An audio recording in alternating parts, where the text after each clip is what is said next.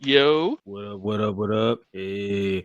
Welcome everybody to the two-man power trip, the black man's thought and the nerd lifestyle. I'm Nicholas, Mr. Go with the Flow. And I am the man with the plan, Maurice. And we're back with another edition of the Blerd By Nature Podcast. What's up, my co-host? What's up, Go House? How are you? Yeah, we back in the studio again. We back out here. Let's go. All right, let's go. We here for episode 5 time. Yeah, five time. We in here. We rocking. Let's start off with our first segment. We in here, Vibe Guys. We got a lot to talk about with Vibe Guys because it's been a minute. Yeah, it has been. Wow. Woo. Yeah, it's been pretty adventurous. So where should we start on this last recording? It was getting ready for the big weekend that was set up, and we're going to talk about all that in general at another point in time, but just a small synopsis running through everything. Guess we can start off talking, partially on that weekend adventure. Yeah, let's dabble into the adventure a little bit. Yeah. All right, so what you want to start? You want to start with good old Friday and LineCon 2021? Yeah, Friday. Well, okay, so let me be perfectly honest on my end. For Friday, since I went early, I only heard the legacy of LineCon from a certain point of view. Like I told you my situation. So this is Anime NYC. This was the first day of Anime NYC that Friday. I went there early. I got online. It was the wrong line because nobody told us which line to go into, which line had the ID and which line had wristbands and stuff like that. I came in there with nothing because the Anime NYC mailing process was really stupidly slow. But I stood in line waiting to get all my information and stuff like that. And then when I got all the way to the door, they told me it was the wrong line and I had to switch over to the other line. And then I thought the other line was small. I started walking and I saw the other end just keep going and going and going. When I saw the first divot, I said, swoop, and I was in that line and boom, I was in. So that didn't take too long after that, but then I was having a whole different experience. Yeah, let me tell you how this really went down. Go ahead. Because it sounded like my code got into some kind of blip and did the Thanos snap and he was inside. Facts. Okay, so when I got there, this line was snaking all over the place, snaking left, right, doing loop-de-loops, like the Rainbow Road track from Mario Kart. Oh, God. So I got on one line, and this was the line that was in the front of the Java, so I was on 34th itself. Mm-hmm. So I'm waiting on this line, We get on this line, we see a couple of lines, we see an entrance for people that have wristbands and vaccination bands. I don't have that, I'm trying to get this vaccination band, so I'm on this line. I'm like, okay. The line hits its first swing. Okay, I'm going. Thinking it's going to swing back around. Nope, that sucker done swung down 11th Avenue. So I get probably halfway down 11th Avenue and the line splits. Yeesh. Mind you, there is no staff. There's no one directing us where to go. So finally, staff member comes out and is like, yeah, if you need to get your vaccination band, you need to be on this line. So I jumped off the long line, people that was supposedly had both, and got on the line to get the vaccination band. Now, this line for the vaccination band moved so slow. Yeah. Oh, so slow. And I didn't realize why until I finally got to the window and saw it was maybe like one or two people checking for stuff. Sheesh. So eventually, after waiting outside in the cold, plotting with my new friends on the line, because we like, if shit go left, this is what we gonna do. I mean, y'all gotta come together with the jokes. Yeah, so we try to keep it entertaining while we were on the line, make some new friends. As you should. Yeah, so the gang is ready just in case things went sideways. Like, listen, if they start acting up, y'all, this is what we gonna do. You're gonna take the one on the left, I'm gonna take the one on the right. We gonna get up in here one way or the other. We not playing around no more.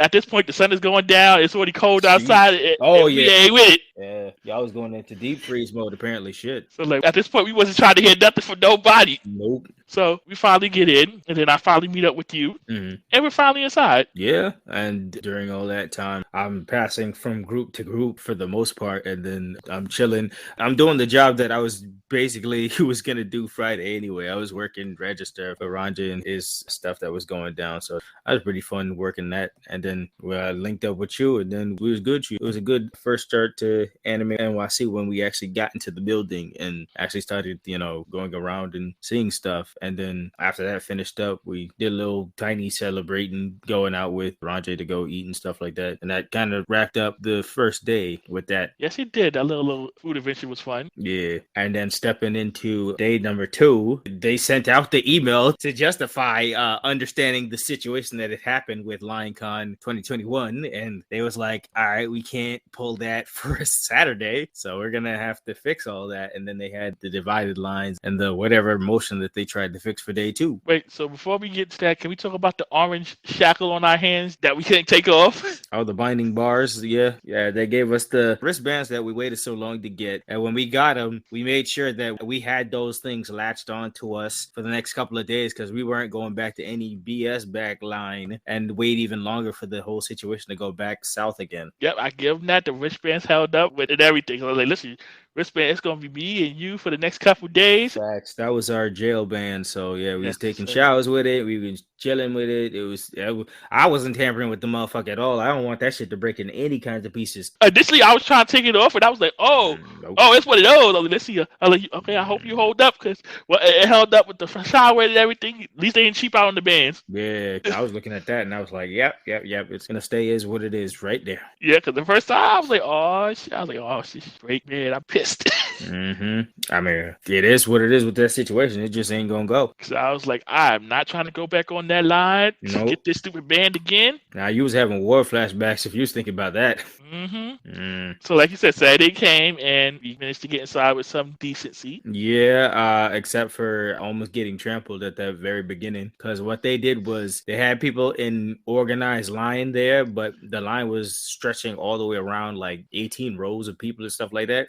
And then eventually they just decided for the people who had the passes and the wristbands and everything, and the line was OD deep. Like somebody just opened 5 doors and was like, all right, just let them all in. And everybody came in at the same time. And I was like, I was already in full cosplay and in the Nightwing. And I had my 2 Eskrima sticks with me. And the moment when they opened the doors, everybody started bum rushing the doors. So at that point, everybody was going all over each other. And I was like, yo, someone probably about to get trampled or some shit like that. Not realizing everybody's like running at the door at the same time. I was backing a couple of motherfuckers up with the sticks. So I came prepared. Like, yeah, at least you were ready for battle. For the motherfuckers that wasn't, oh well. I so want to see how this played out because I can see a mental picture of you with the sticks in the crowd. Yep. I was literally just trying to back people up like I was in our own bubble. Hey, listen, I ain't playing with y'all. Fact. Don't make me use these. It was not that time and shit. And I had the helmet all blocked out, so I was just there with my head in the mask and just trying to prepare for any situation. But after that bombardment came through and people was actually in, after that, everybody's flow in was pretty much fine. Yeah, because when I got there, it was pretty small. Yeah. Relative to yesterday. Exactly. So going through that, day 2, we did a few maneuvering, but we were still chilling just to say. But it was fun overall. Yeah, it was. You got to see some friends, got a couple interviews. Oh yeah, we was doing interviews all day with different places from Black Ramen to Fat Man EKC and Keeping It 9000. So shout outs to everybody who took the time to interview the startup, the game. We out here and they put in respect. There's family out here and I love y'all. Yeah, definitely, man. We appreciate all the love that was shown on Saturday at Anime NYC. Definitely. Saturday was fun. And then after Saturday, we had our adventure in the diner for the most part, trying to wait to get food. That diner was mid. I don't even remember the name of that place. It was mid. That was midlight. Midlight diner at this point.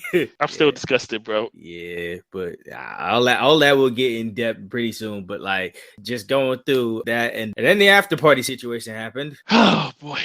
Once again, I'm gonna just say we gonna touch back on we got another episode coming up for y'all where we just the entire super sized weekend, but just giving y'all like snippets and stuff like that. His side is just one to talk about when we'll talk about the after party. Yeah, I'll save all that for when we touch on that in a full episode. But bamboozled is the word of the day. Oh, we was definitely Schmeckledorfed. Like someone left on that. All right, but shifting from that Sunday, the final day where we all came in extra groggy. I mean, I have photo proof of us looking extra tired. MVP, the retractable stool. Thank God, yo. Shout outs to Fat Kid Deals on Twitter because I was just scrolling one day and somebody posted that up and I was like, oh, they got this for the low and the 20. And I was like, yo, let me cop one for me and the co co-host, and that shit has been a gem to my whole life since it dropped. Like, I was out the other day with it. Everybody always asks about it. I've gotten at least like 3 or 4 since. I mean, like, this is genius stuff. I was showing it to my supervisor. My supervisor was like, yo, this shit lit.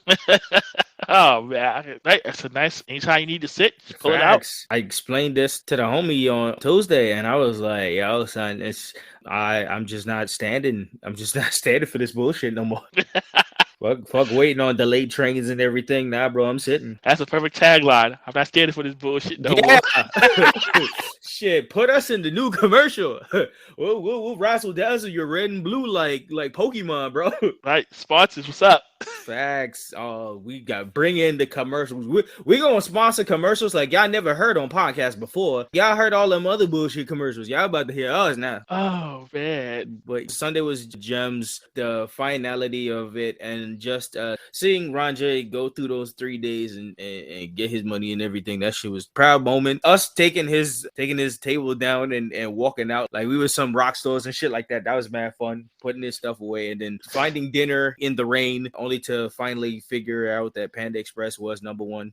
Shout outs to Big Money Raj. He was out there doing it. Yeah, he was out there doing it very well. And Panda Express held us down at the end of the night. And honestly, Panda Express dinner was definitely better than Survivor Series.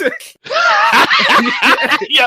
Nigga, let's talk about the mere fact that our sick person table conversation was just so great that we was like, Survivor who? Survivor what? Do we really have to go? Why are we moving? Yeah, Panda Express came for the win. Oh, they came for the big win. And niggas didn't want to leave the table either. Nah, we was having a good conversation. It was good times. And then we like, oh yeah, we have to go. If it wasn't for Henry saying, yo, I got to go. If he did not say, I have to go, everybody was sitting at that table. We were still having a conversation. The moment he said, all right, I think I got to go, that's when everybody started, okay, yeah, I think we're busy with something. And then we looked at our watch and we said, I guess we got to go. Yeah, so we went to the Survivor Series at the Barclays Center. Mm-hmm. And we got there and we saw Charlotte and Becky, which nobody's really interested in on this side of things. Listen, man, the moment I got in there, first of all, Becky's fireworks scared the shit out of me because them shit straight up sounded like gunshots the moment I walked into the building. We getting scanned and everything. I heard boop, boop, boop, boop, boop. I was like, oh. Okay, so we're doing that. And I'm half asleep. So every chance I got in Survivor Series, I was laid up in the corner. Oh, yeah. Before that, as we were getting there, we had to explain the retractable stools. Oh, yeah. The people who was there checking out bags and stuff like that, I explained that whole thing. And my homie was mystified. The lady beside him that was checking it was mystified. Everybody wanted one. It was like, It's a what? Huh? They're like, you know how long I'll be here at this door going scared? Yo, run that link. Bro, he said, yo, if I could get that, I am not standing. I'm checking bags sitting down, bro. That was the key form of the entire weekend. Run that link because everybody wanted to know. Yeah, man. So we got inside and Survivor Series was... like you were saying yesterday with the diner, Survivor Series was mid. It was mid. Got bamboozled again. Mm-hmm. Oh, big time. Trying to record that ending I was like, in the glimmer of baby something. And in the moment, there was nothing. I was like, oh, okay, I'm going on. And to add insult to injury, they had the whole place smelling like pizza. We get out of here. We can't get no pizza. Boy. Oh, man. That's another story going into the next day too. Mm-hmm. But yeah, going Survivor Mid was Survivor Mid. So after that, homies left. You got back home pretty quick. I had to razzle dazzle my ass. Thank God for the stools, saving me from a 20-minute wait on a train. And then no seats on the train, so I popped that sucker back out. So that shit was a double save. And then I got home perfectly fine. I didn't have work the next day, so I could sleep the day away. I slept, I woke up, and we was getting ready for the next adventure after that. Yeah, my partner was out cold. I got home. I told him I got back. He was still just about to get on the train. Yeah, thank God for the stool. Yeah, so being from Broccoli, that's like a 20-minute train ride for me. So we were all good there. I had to work Monday, so I got up, but thankfully I worked from home, so I had to go far. Yeah. So I did all my stuff, took care of my stuff. My partner woke up like the gargoyles from the stone. Oh, facts. Shit. Or revived and refreshed. Oh my God. Shout out to my supervisor on that plan because I really honestly was going to try and aim to go to work on Monday and I was going to be a huge mistake. Yeah, good job, supervisor. Good job. Facts. So she saved me on that one. I slept. I woke up. We relinked later in that day. I introduced you well into the Korean corn dogs now. So you won with the dog, no dog. Yeah, man. We got to get some of those. Yeah, that shit's always an A1. That shit. I found the other day some spot right by Times Square that right near Bryant Park that got some. Okay, cool. Yeah, so it's always close up. So if you ever need to know, it's over there too. But we went to the Garden of the City, Dave Chappelle, the Untitled documentary with friends and everything. And man, that was an experience. That was the experience to light up the fixture of the weekend. Any low points that was taken out of the weekend, man, Dave answered all of that. Yes, Dave redeemed the bamboozles from the prior day. Anytime we was feeling down that weekend, Dave fixed all of that shit. Yep, and that was quite an epic experience. Oh, to end off and stuff, that was so perfect. And I love that mask so much. It made me feel like, damn, I wish we could have taken more of the masks. That shit's quality. Man, it definitely is. Yeah, man. So that in general. And then we got to end it off with some pizza. Yes, we got our pizza. So screw you, Survivor Mid. We got our food's worth finally. Yeah, y'all did us wrong, E. Facts. Wait, they did E wrong too. They did, exactly. They did me wrong. Man. They did E. They did me wrong. That's so much to talk about on there, but yeah. Yeah, that's going to be a save up. But I mean, this is a longer Vibe Guys section because that's one half of a weekend. Now, the last weekend that just passed and Thanksgiving and everything in general. So how's your Thanksgiving goes? My Thanksgiving was good. So my sister came up from Maryland. Good. Her and my little sister, they cooked some stuff. Just chill with family time, so this was Dad's holiday. So, emotions and stuff were going a little bit there, but definitely. Generally, it was a good time. Nice to just family time. That's what's up. And that's what's needed. I felt that really strong as well because this year it was different from the whole divided thing that happened last year with how strong the COVID situation was with everybody and everybody separated. So this was the first like holiday family gathering for a while. We was trying like different situations and stuff like that. But it was nice to have the family all together back in it like it was how it used to be. So it was nice getting together, eating some regular the usual good stuff, and then just sitting down watching a movie together with the family and the usual, but it was all good. So I enjoyed that, and just the back and forth of getting some peace away from the monotony and the craziness at work. Yeah, so Thanksgiving, it was a nice relaxing experience. Yeah, just getting through that, and just anything this week has happened, anything of note happened at work or anything this week. People are annoying. Who do you have anything to elaborate on that? Oh, yeah, man. Go ahead. So, like I was telling you guys previously, there's a lot of launches and product changes going on at work. So, I did a couple of updates and pushes and stuff over the weekend. All of my stuff went fine for the most part. It's just the people. Oh, no. The people are supposed to do things, and the people don't do the things. And then they're wondering why stuff doesn't. Well, there you go. I told you to do the things, and you didn't do the things. Follow the road to the note and the paper. So it was like, I'm trying to do this. I can't get on this. Like, told you to do. The one that we sent you a whole bunch of emails about. The one we sent you, posted a whole bunch of things on. It's all in the email. Emails, the work internet, all that good stuff. You guys don't. So you're big bugging out there on that. So at this point, I just ignore you and tell you, once you here, go read this. Go do what you're supposed to do last week and the week before that and the week before that we told you. Go do all of that. Don't come over here bothering me. Go away. All this business and all this annoyance, like, bro, this is small, petty stuff. Like, make it work. Between that and just trying to it's end of the year time, so I have to do my evaluations. I hate them. How long does that take? It doesn't take long. I just hate the process of doing it. Yeah. Because I was like, I don't like talking about myself. You want me to talk about myself or talk about what I did for you? I was like, y'all see. Y'all know what I do. Y'all seen what I do. So bing, bang, boom should be done quick. So then I have to go back and look at all my change tickets and all this stuff I put in the freaking remember what I did. So I don't think about this stuff after it's done. Oh, please. I be getting asked, pull out some information from 2020. And I'm like, bro, that's long gone. That's long in the past or something like that. And and they're like, yo, pull out the paperwork and stuff like that. I'm like, they already done scrapped and taken that shit a while ago. Like, what's wrong with y'all? Yeah, so I had it fun looking back, like, oh, I did all this stuff this year. Oh, cool, good. Okay. Oh, okay. I'm gonna write this down. Write that down. And like, oh yeah, I did this too. Dang, I don't even remember doing this, but I guess I did. Shit, there you go. I mean, at least it's a reflection on. I mean, you out here working. Yeah, so they can all see that. Even the upper people, they're aware of it. Like, you do all this stuff. I was like, Yes. Yes, that's me. They would tell my director, like, yeah, we see a lot of stuff from Maurice. We didn't know he did all this stuff. Oh, word. Like, Roll your eyes at that point. Like, come on, man. I was like, yeah. I was like, oh yeah. My director's like, yeah, they're aware of you. Okay. I was like, I don't know if I should be concerned. Yeah, exactly. I'm like, we're trying to give you more work. Yeah, they see where you at. They like, oh, we paying this guy. Hey, better use him for every dollar and cent he got. Then they're like, oh, you can do things. No, I can't. So that's been the fun, pretty much, I've worked this week. Yeah, I feel that very well. Me, I've been going back and forth. So what was it? I was at work Monday, Tuesday, Wednesday. I had the day off because of the setting of different holidays and stuff like that. So, well, for the weekend coming up, I was with the captain, my beloved girlfriend Kenya. It was chilling for the most part, just relaxing, and then coming all the way up, she is with me Tuesday, and then Wednesday I was out with the homie Mafa. We went to the Stranger Things pop-up experience. That was a nice, small, fun thing. If you ever watch Stranger Things and going through the different seasons that they set up in Times Square, it was really small, so it ain't much. Like, you reserve your time beforehand and you go in there, and they have like different designs and stuff you can do in there, but it's like super small. But I went in there honestly trying to just get some like Stranger Things socks or something like that, and they had so much merch out there for like babies and hoodies for dogs and stuff like that. Them niggas had no socks. That shit was mad weird. I went in there for regular socks, and they was like, yeah, we had no. We went to the front to ask the niggas. They was like, socks. I was like, is that a weird merch thing? Socks? It's like, what are these socks? Dead ass.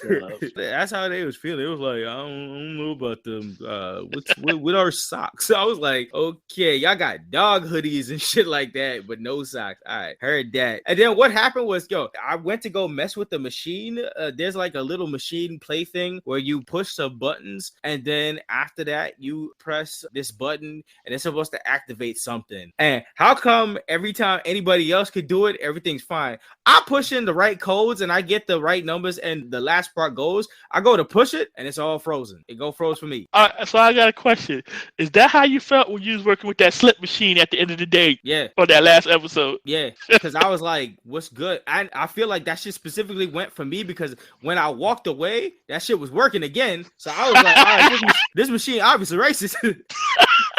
Even the guy who was working there came. He was like, that's strange. He kept pushing buttons and shit too. He's like, so this is strange. This never happened before. And I was like, oh, it gonna happen on me, huh? Just pushing buttons and shit like that. It's just gonna happen to me. And then I walk away. In a couple minutes, somebody pushed the button. Everything all Gucci. I was like, oh, okay. I see how it is, machine. But so you and the machine got some kind of on-site beef we don't know about? Apparently, goddamn. Oh, you know what? Maybe that credit card machine in the office is his cousin. Probably. All machines working alike. Be like, fuck this guy. Like, you see him? Yeah, you know what to do. Shit. Yeah, make his life live in hell, and don't tell him where the socks is apparently either. Yeah. So that was a situation. But overall, the Stranger Things was a nice small experience. And then after that, we went around to go eat and find spots and just walk around in Bryant Park and see all the, small shops and stuff like that. So that was nice. My only work woe other than regular work woes of the day and less people and a whole bunch of, patients that be extra. I thought I wasn't going to have a story until what happened today.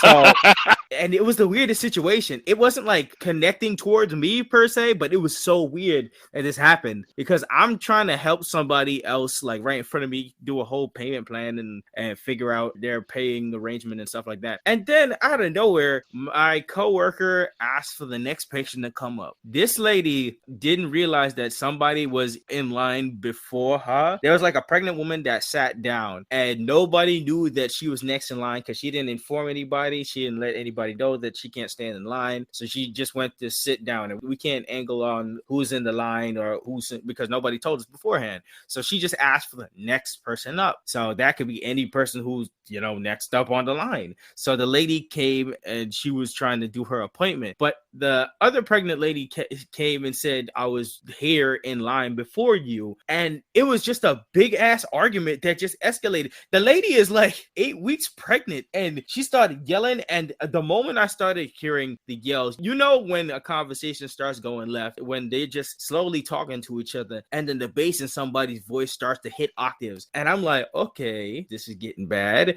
And then she just kept saying, and then the cussing came out from the pregnant lady. She was cussing out. She was like, yeah, no, it was my place. You disrespecting me, bitch. You disrespecting me. And now it's becoming a big situation where everybody's paying attention now, and they're starting to yell at each other about to get into a fight. Now, once again, the lady who's 8 weeks pregnant is very agitated, and she's very angry, and she's ready to fight. They got 2 security guards blocking them up.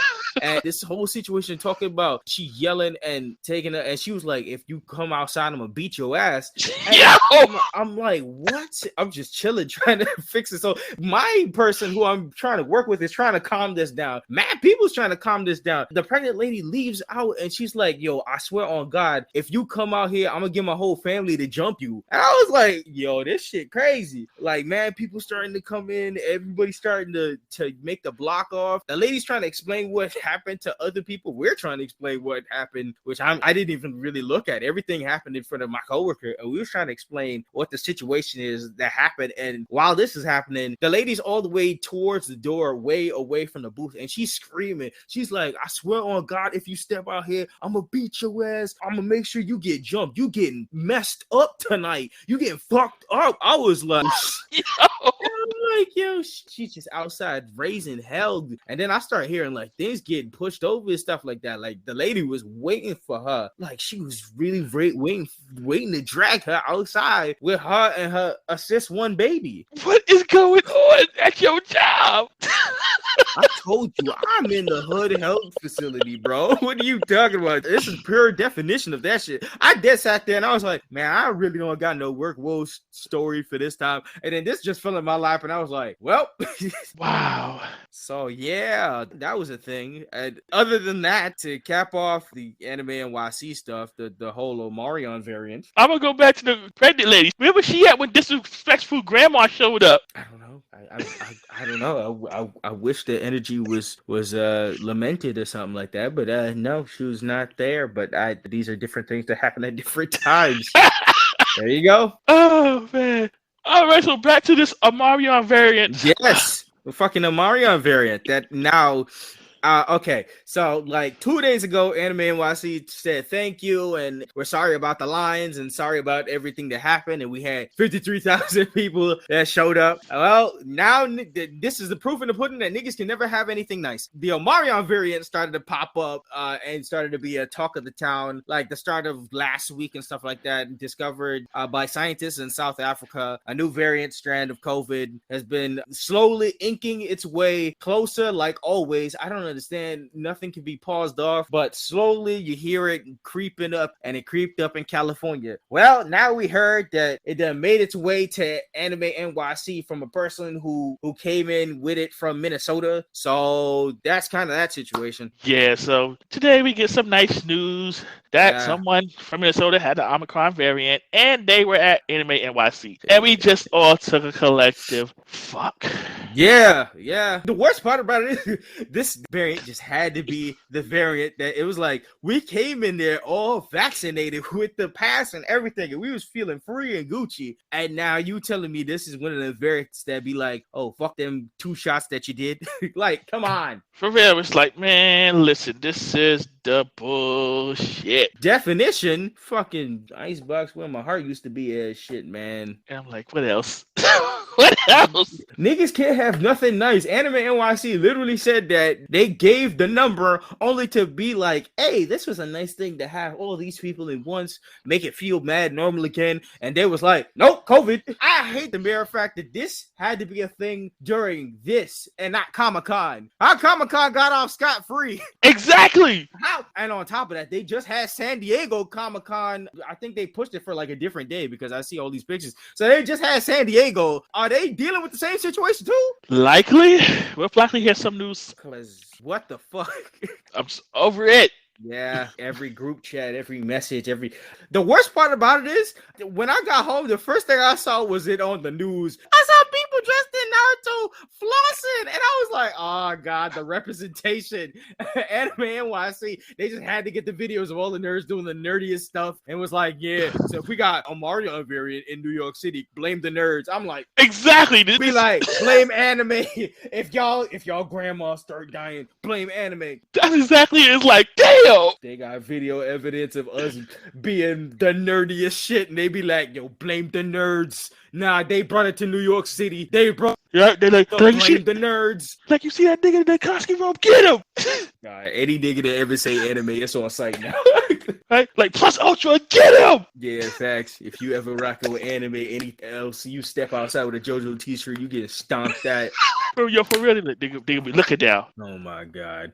But overall, we want to say everybody, I hope everybody stays safe from the Omarion out here. Everybody double check, find out you Gucci, and do what we do and can move on forward, because this was definitely a strike note on a very great weekend where everybody felt free and back to normal, and just be hit with them sad news is just like, it's a defining quality of black folk. Whenever you having a good time, some just come down like y'all having too much fun. Yep, and now we just have to wait and see how things shake out going forward. Yep, because this is day one of, let's blame the nerd now. So that's kind of that situation. So we'll keep updated to the streets on that. So I guess we can switch into the second segment. We can deal into off the cuff now. Before we leave off cuff, our travel plans are ruined once again. Oh, please. I'm big mad. Oh, the Omarion. Oh, you came at the wrong time. We was dead ready to make plans for International to hit the airwaves in the streets. And boy, y'all was about to get this infamy. Y'all was about to get this hype with us. We about to go all over. And Omarion said, nah, no touch. No, none of that shit, man. Here's the plan for 2023. Apparently, shit, I updated my whole passport getting ready for this shit. And here we go. I gotta check mine to see when they expire. Facts, man, because now it's a situation because they keep pushing by years now. But all I know is we will be back out there. Xavier and Gustav will be back. Yes, guess we gotta do an episode while we're outside. Oh my god, please. That's gonna be something else. But all right, so let's switch into off the cuff.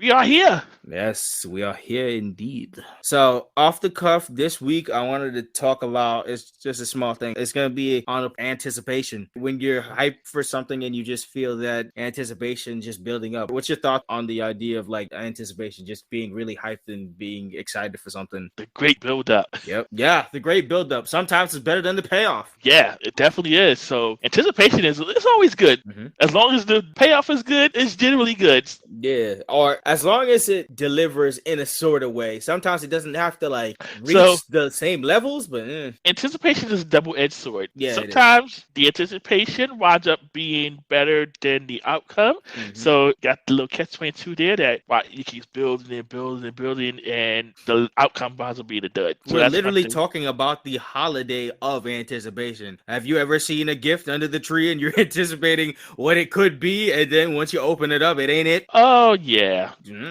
Christmas is the ideal of anticipation. Yes, so the build-up is on. Yep. So that's just kind of leading into that, and this is the holiday of anticipation. So everybody, enjoy your build-up holiday here. I'm being coerced by my sister to try to put up this tree, but I don't want to. See, you're biding your time and stuff like that. But it sounds like your sister is anticipating just really putting up this holiday season. She put up decorations, showing me decorations. I'm not trying to mess with this tree yet. Oh, there you go. Yo, well, something's got to give eventually. It's now the second, and she's definitely biding her time. She's like, we got a couple days here. Let's go. I'm trying to get this tree up. That's exactly what she said. She said, TikTok on your ass, TikTok, brother. That's exactly what she said. Looking at me, I'm like, hey, don't be showing me no shimmers for the door. I don't want to see that. Stop. Like, listen, bro. Listen, something's got to give. We got to do something here. Right. So I'll be here next week. Though. I know. I'll be here next week. That's all good. We'll keep updated on this with the next week, the follow up with next week and the tree saga with you. Yeah, like is the tree up? Yeah. No. And then I'm just gonna hear footsteps stamping in the background. Stamp. Yeah. All right, I'm waiting now. That's you gonna hear like I forget about this tree. Shoot. All right. So real quick, I'm going to do a little podcast shout outs to the folks. Starting off first with my beloved girlfriend, the Captain Kenya, Black Ramen Podcast, of course, Patty and the whole crew out there. They're definitely big love. Sentai Fountain of Knowledge, always giving us the information out here. Jabateer's Podcast, his own talk. Cuzzo out here supplying me with all my goods. Your sports show, True Heel Heat, 2.5 Bros. Great Space, It's Relational, Keeping It 9,000. Respect. Thanks for the conversation that pulls in mad folks. That collab is going to be great. Fat Man DKC for that interview where he cooking up. He working on that. So we'll post that out pretty soon when he got that out. Savage Squad out there. I see y'all out there still doing it up. My homies back from college. Special supporters like Chef Q out here giving us the feedback. Will giving us the great feedback all the time, coming through with the encouragement and big bless on that. Homie Nate. Kareem always number one when it comes to sharing this stuff. He always has that out there. Jason Derulo is always on his stuff. So big love on that. My friend Josh out there, he's always giving me encouragement, kind of led into this whole thing in general. Ryan, aka Lord 69 out here doing this thing and just keeping us informed with everything. And the homie Andre, just everybody out here. Thanks for the support and everything. Any shout outs on your end? Oh, you know what? I actually do. So the man that likes to hide, our boy Rajay, the one who made our lovely logo that you guys see on Spotify, on Apple Podcast. Old light source, zero light source out here. That's right. Shout outs to him because he be hiding, but I'm gonna keep putting him out here. I told him to be walking out with his artwork. Yeah, we are living embodiments of his artwork. If you see Blerd By Nature anything, this is pretty much his artwork. There's stamping approval on all this stuff. So we was in the studio cooking it up. So he's a part of this. Like you say, you already shout out to homie Kareem. Shout out to the homie Spirit. Yeah, Spirit. My co-workers that do listen. Appreciate y'all too. Shout outs to y'all. Yes. So, and just everybody that's been rocking with us so far. Facts, and people who's joining on the journey and enjoying along the ways. It's going to be big lit. And yo, if we haven't checked our Spotify or whatever the hell comes up, but if in next year's time we start getting like on people's Spotify thingy by next year, that shit gonna be wild. Oh yeah, definitely. Yeah, because I be seeing podcasts getting the big flow now. I'm just imagining us getting our name out there and shout outs for Anime NYC next year. We putting it out there. We definitely getting that press pass. We're gonna be big time by next year. Oh, we definitely trying to make that a goal. Yeah, that's definitely the goal. That's definitely the next big goal. Yeah, speaking of things coming, YouTube people, we will see you soon. Facts. YouTube coming real soon. We working on all this stuff. So that's the end for the shout outs for you. Yeah. All right, cool. All right, so we stepping into the small subsection discussion. All right, so I'ma just boil this up because reboot news gone crazy in these last 2 weeks. Disney, Marvel, Fox did it again. They did it again. Reboot news out the ass. So many shows. So I'm just gonna boil it down to Disney, Marvel, Fox, everything in that conglomerate. There's too many shows to know, but it's just mad shows. They dropped images, trailers, everything. Every Proud Family coming back finally with the trailer after they announced it like 2 years ago. Finally dropped something. The reboot news going crazy. Spider-Man news going crazy. Them damn tickets. We'll be on them tickets eventually. We got tired. So we was not trying to do all that. Y'all was new to the game of lines. We've been about like 5 different lines, so we was tired this time. Listen, there wasn't nobody trying to fight for no NFTs. I wasn't trying to do it, y'all. Shut that completely. That's part of the stock news, by the way. anyway, so we will talk about that just a little bit more in a second. Avatar news, which is still looking kind of sus. We'll touch topic on something similar coming along its way down the line. But Avatar news, they was doing really good casting when it came to casting a couple new characters. They got the guy who they casted for Uncle Iroh in the live action is honestly a perfect casting. Homie Paul from Kim Convenience, and he was in Star Wars and that other stuff. It's a good casting, so I like the way that they're casting. It's just with the directors out, that shit always makes me very, very sus with that. So I don't know how that's going. That's how Raven's old co-star Adrian Bailon is coming back for Raven's Home season 5, so that's a connection there. One of our vaults, we talked about That's So Raven in the past, so that should be put up sometime like next year, and you'll hear some of our old reviews on That's So Raven, so that's cool to come around to. We got Hanging with Mr. Cooper news, where everybody's trying to come back. Pretty much most of the Holly Robinson, everybody's kind of a go on that, so that's big ups. Now that you mentioned the old episodes, boy, I'm gonna have to go through those, because then he gonna be on our ass. Oh, bad, facts. We just gonna say them vault episodes is just shit that we can't monetize or any kind of situation. That was just us wilding. I was young podcast wilding. We was here for the smoke with Disney. We was here for the smoke for a lot of things. We was playing a lot of theme music out of. Now we trying to go legit, y'all. We trying to go legit. Yeah, we trying to be sensible here, but when Disney you start acting up, we will be back with the smoke. Facts, like we'll see with that. So, do you have any reboot news on the docket? Not anything that you haven't covered already. Yeah, that kind of covers the vast majority of all that motherfucking shit. So away from that, the only stock news that I have in mind is that Spider-Man NFT shit that you brought up to me, because I understood the craze, but then when you sent that to me, I was like, oh, this is a whole different situation. So you got a whole bunch of business people in suits trying to get some Spider-Man stuff. Yeah, man. So they crashed the site. Mm-hmm. The lines were long, and it was just wild. That was big wilding. I don't know. The first moviegoers was offered in AMC for the first showing of Spider-Man. What is it? No Way Home? Far From Home? No Way Home. Yeah, No Way Home. They was offered exclusive NFTs. So that just I guess appealed to multiple ways of Spider-Man fandom. So people just wanted a piece of everything. So boom, so NFTs on that. Yeah, I believe it was limited to the first 80,000. There you go. People, yes. Which is funny. Do you notice we barely touch on this with stock news, and we don't do a lot of stock news, like our podcast is specifically on stocks, and we always tell people we ain't financial brokers to do with your money as you want, but to take our advice with a grain of salt. We say that, but if you notice on Twitter, we being followed by like some NFTs and shit like that. Oh yeah, I saw it, and I'm like, yeah, guys, nah, this ain't. That's what I'm saying. I'm like, of all people to follow us on a trend, stocks? That's not even any of my hashtags. Yeah, I'm like, no NFTs, we not doing that. That's it. I don't know what they trying to do. If they trying to sponsor and send a little money our way. Yeah, you over here with the digital goods, and I'm like, they said we can send you some more Bitcoin if y'all want. Yeah, if y'all advertise. Y'all send me some coin. I'm good with that. I don't need a digital My Little Pony that I can't. Hell no. Can't put on the shelf or something. Nah, that's okay. Yeah, nah, I'm good. That's another topic on a conversation on invisible art. That's definitely an off the cuff thing down the line to have at another certain point in time. Yes, I need something I can put up somewhere and point at. Oh, please. I was going to be a conversation, a whole other thing that I talk to you, probably even off screen, if anything. But anyways, now, after almost about an hour on all this regular talk, it's time for the main event.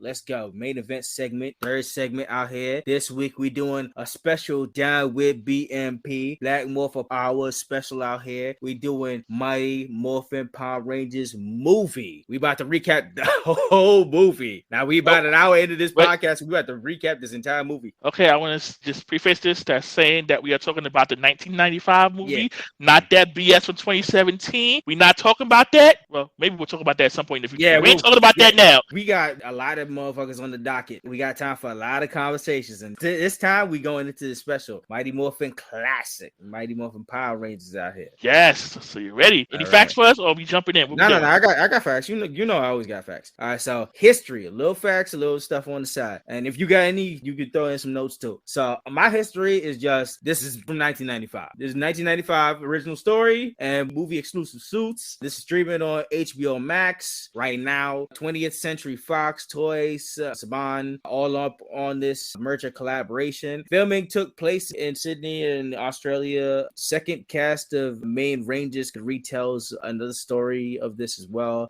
Just basically break this down. Our Power Rangers, 6 teenagers with attitude, need to take on a new unearthed foe, the likes they never handled before, with problems going all around. That's just a basic covering of it. But this is just a few notes. You have any history notes on that? Oh, sure. So history notes. Okay, so here we go. So Rita, Zed, Goldar, Zordon. None of them were played by their voice actors from the TV show. Oh, there you go. One of the original characters in this movie is Dulcia. Yes. And Dulcia was originally played by Mariska Hargitay from Law & Order SVU, yes, who we know now as Detective Olivia Benson. There we go. And she just brought this up, not even like of recent.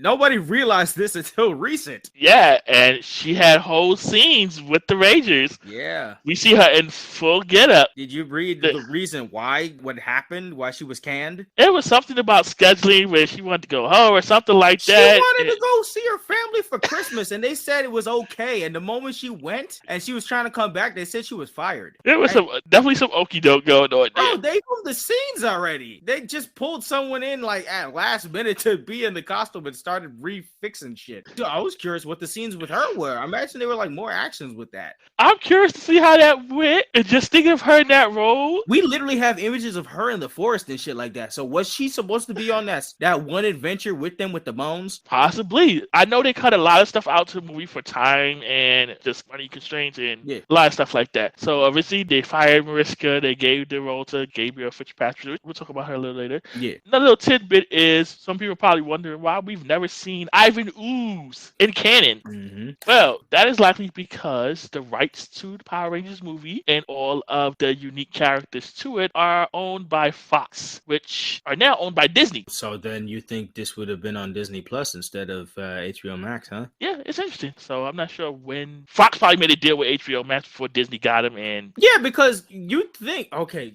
the weirdest side of everything is my understanding of everything, and the weirdest levels of this is Power Rangers honestly should be streaming from different locations because it's so weird. They've been owned by Disney, so you think that Disney would have a hand in that. Then they were on Netflix, and then they were taken off of Netflix through a bad Hasbro deal. And then some parts are owned by HBO Max. Then you start thinking, should HBO Max have some more Power Rangers or not? I'm like, you're getting very confused. If you just have the Power Ranger movie there, it's just strange without the rest of the stuff. Yeah, it's weird. This is Netflix all over again with Marvel. Right now, HBO probably has some kind of agreement with Fox at the time to have it for a certain period of time, and it'll probably be revisited. Hasbro owns the rights to the Power Rangers franchise as a whole, but the movie and any unique characters to it are all at this point under the Disney banner. Hell, even real quick to even backtrack to reboot news for a second, that information about the Power Rangers series that's going to be all inclusive to different worlds is going to be on Netflix as well. Confusing the hell out of me. I thought at first they were saying they were sending back all the seasons of Power Rangers back to Netflix, which is like, what are y'all doing with this deal? I'm very confused. This is money.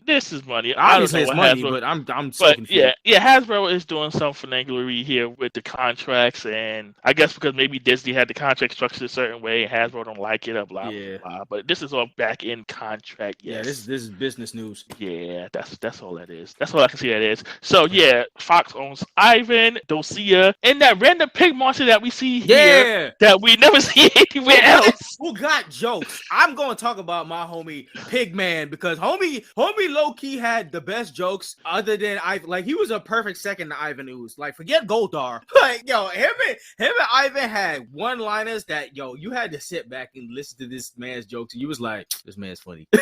I don't know. He ain't a fighter, but he funny. Serves his purpose well, but it's like, we never see you again. He is the monster equivalent of them two dudes on the moon that let Rita out. Facts. Never to be seen again. The Y'all was crazy- so popping, but y'all never to be seen again. Y'all caused so much shit, but never to be seen again. Exactly. Now that we've gotten all of the wonderful facts out of the way, let's get into this. Yep. Movie notes. Let's go now. All right. We start off Fox logo plays. with the good old 20th century Fox logo Nigga, in the theme. This took me back. Yep. I was like, oh, wow. Yeah.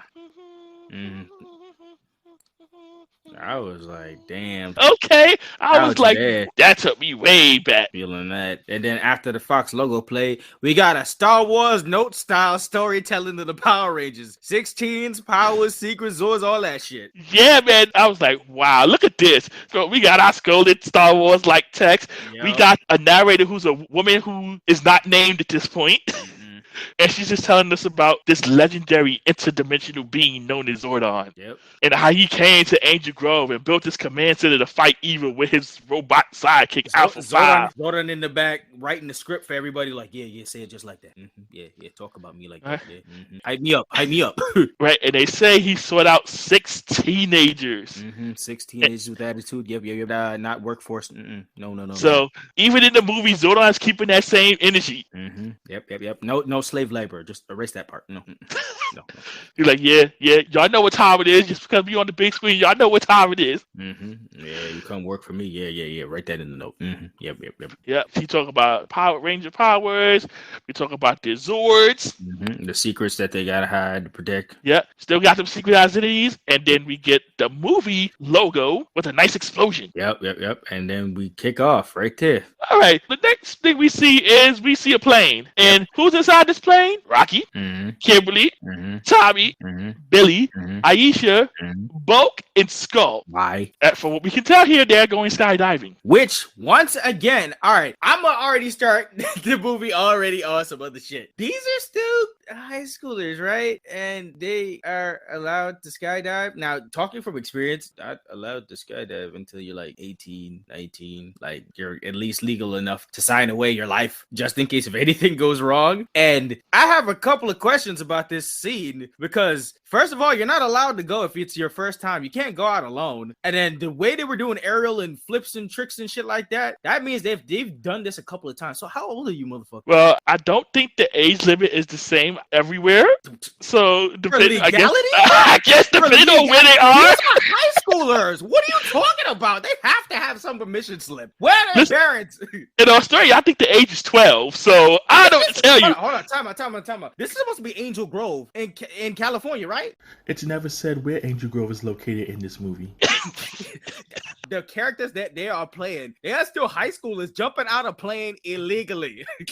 They are in the sky. We have no idea where this plane is. That's what I'm saying. This is some situation going, and obviously they're part of a show on top of that, because when they start jumping out, this is a part of a show, which is there's various questions going on. First of all, they're in multicolored as the situation of the what happened to your secret identities? Listen, at this point, we don't know where Zordon sent them, so we don't know where they are.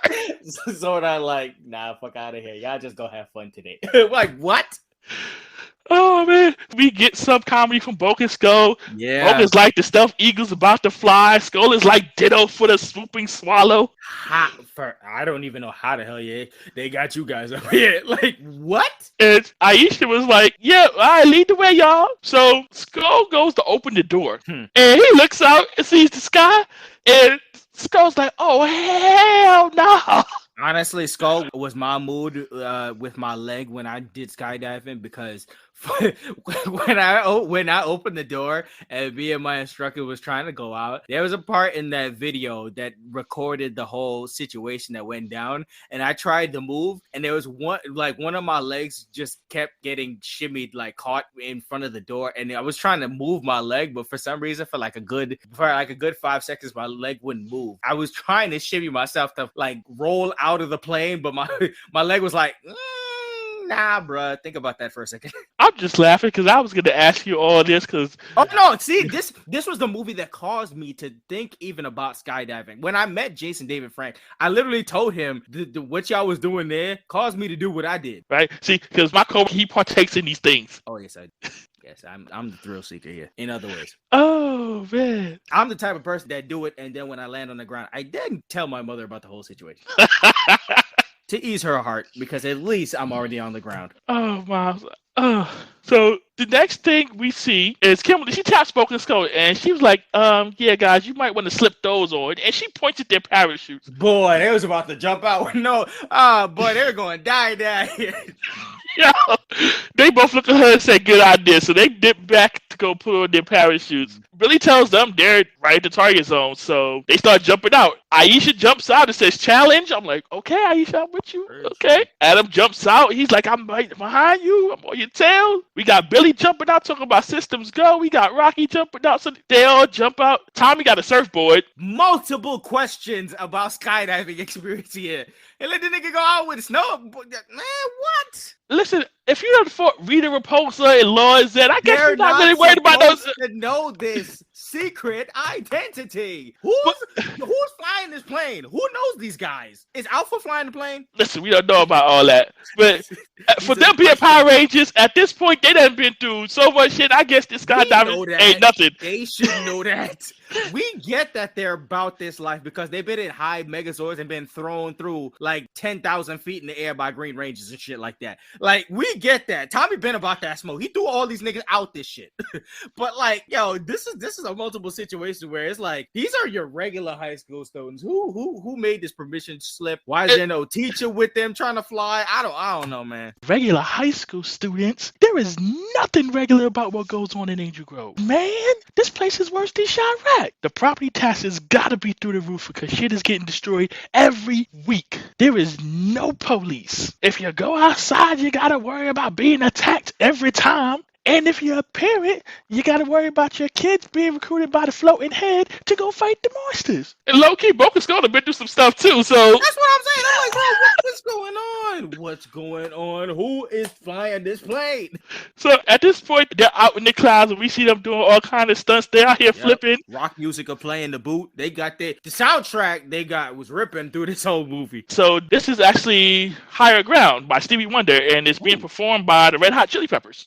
Yeah. So they're out here living. They was just forming and breaking and coming into formation and all that shit. It's a beautiful scene to start off an action movie for sure. So Mr. partakes in these activities. Are these things that you did while you were in the air? It's impossible. What from my first standpoint and my first time doing all this stuff, you can't do tricks and slips and flies and all that shit. That's after like the 16th. That's why I'm saying this shit does not calculate. You don't do this shit. Why not? First of all, you have to go tandem skydiving 5 times before you do it by yourself. Got to do a class where they teach you how to do stuff, and then after that, after you go skydiving a couple times yourself, then they allow you to do chips and tricks and all this stuff. These niggas have had to have been skydiving at least like 15 times to be doing this kind of formation and shit now. Well, I guess does jumping in and out of the Megazord count? Apparently, if they tell it to niggas.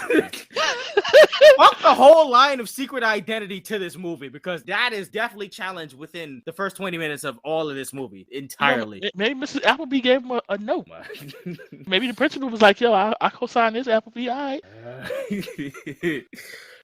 Co-signed on everything and just let it rock. And then just to me, we gonna keep it the secret identity. How about we all color code just like the Power Rangers? And there's just enough of us to be the same number of Power Rangers and fly out the plane. Nobody ever gonna guess we the Power Rangers, right? What? So they can't rock the gang colors? They just figured they just got drip. Oh yeah, they just have the same color drip, just flowing these shits. Just same build, same size, same height. Nobody Angel Grab. They'll never know. They're all stupid. Listen, if Superman can get away with just glasses. Oh, there you go. People are just stupid. I don't know. So, did these little skydiving flashbacks make you want to go again? Yeah, kind of, honestly, yeah. Okay. Yeah. Future adventure. What about you, co-host? It's intriguing. There you go. Definitely intriguing. It sounds like it's on the list. Yep. So the Rangers. Yeah. Listen, I tried once. There you go. Hey, man. I tell everybody it's different. I tell you, the nigga that was up on that plane and the nigga that landed was 2 different niggas that day. You can ask that boy Leroy. Me and him did that shit and it's different. I was wearing, if you see in the video, I'm wearing my green/white Ranger t-shirt, like cut in half, the half base Dragon Sword and Tiger Sword. So I literally did an homage. Yeah, so that was deep cut into that one. So at this point, we see the Rangers. They all grabbed hands. Yep. Got a nice circle of friendship. Yep, forming and breaking and all that shit. Yep, then they break away and they let out the parachutes. Yep. And so on the ground, we hear an announcer, and he's telling us that Orion's Comet is a couple of days away, and he's also telling us about the Angel Grove Jumpathon, and how it would breathe new life into the observatory. At least now we know why they're jumping out of the plane. It's for a cause of some sort. That's nice, but they do that for adults. Like, they don't have kids do this shit. Man, I'm telling you, me knowing facts of skydiving is just gonna have me fight back with this shit strong. Zordon set the precedent. Zordon doing this bullshit. He said the kids could do the adult shit, so if I could let them fight the monsters, they could jump out of the plane. Listen, man, teenager with attitude does not write well on the board. Like, if anything happens, it's still a liability. The Angel Grove is weird. Son, they got fake IDs. That's what we gonna say. That's what we gonna leave it. They got fake IDs. They have fake IDs that work 15 times. Listen, if you can swing it and rock it, then more power to you. Shit. So, oh, wow. And this whole crowd of people know who these niggas are. It's not even like you fake ID and y'all just rocking. Niggas do this shit and they know everybody by name. How do you fake this ID? Everybody knows who you are. Listen, they all in on it. Zordon got pulled. Zordon got pulled. Let's get off the skydiving thing. It's a longer movie than this. Like the first 5 minutes, we about to be stuck on for the next 2 hours. So at this point, the announcer says, "Yo, here come the team from Angel Grove." So we seen them come down from the sky. They all hitting the target. All of them come down. It's all Gucci. So here we get our first intro to Fred and his dad. Yes, Fred. And so Fred tells us, we never got the dad's name, right? No, we never got his name. Because it's just Fred and Fred's dad.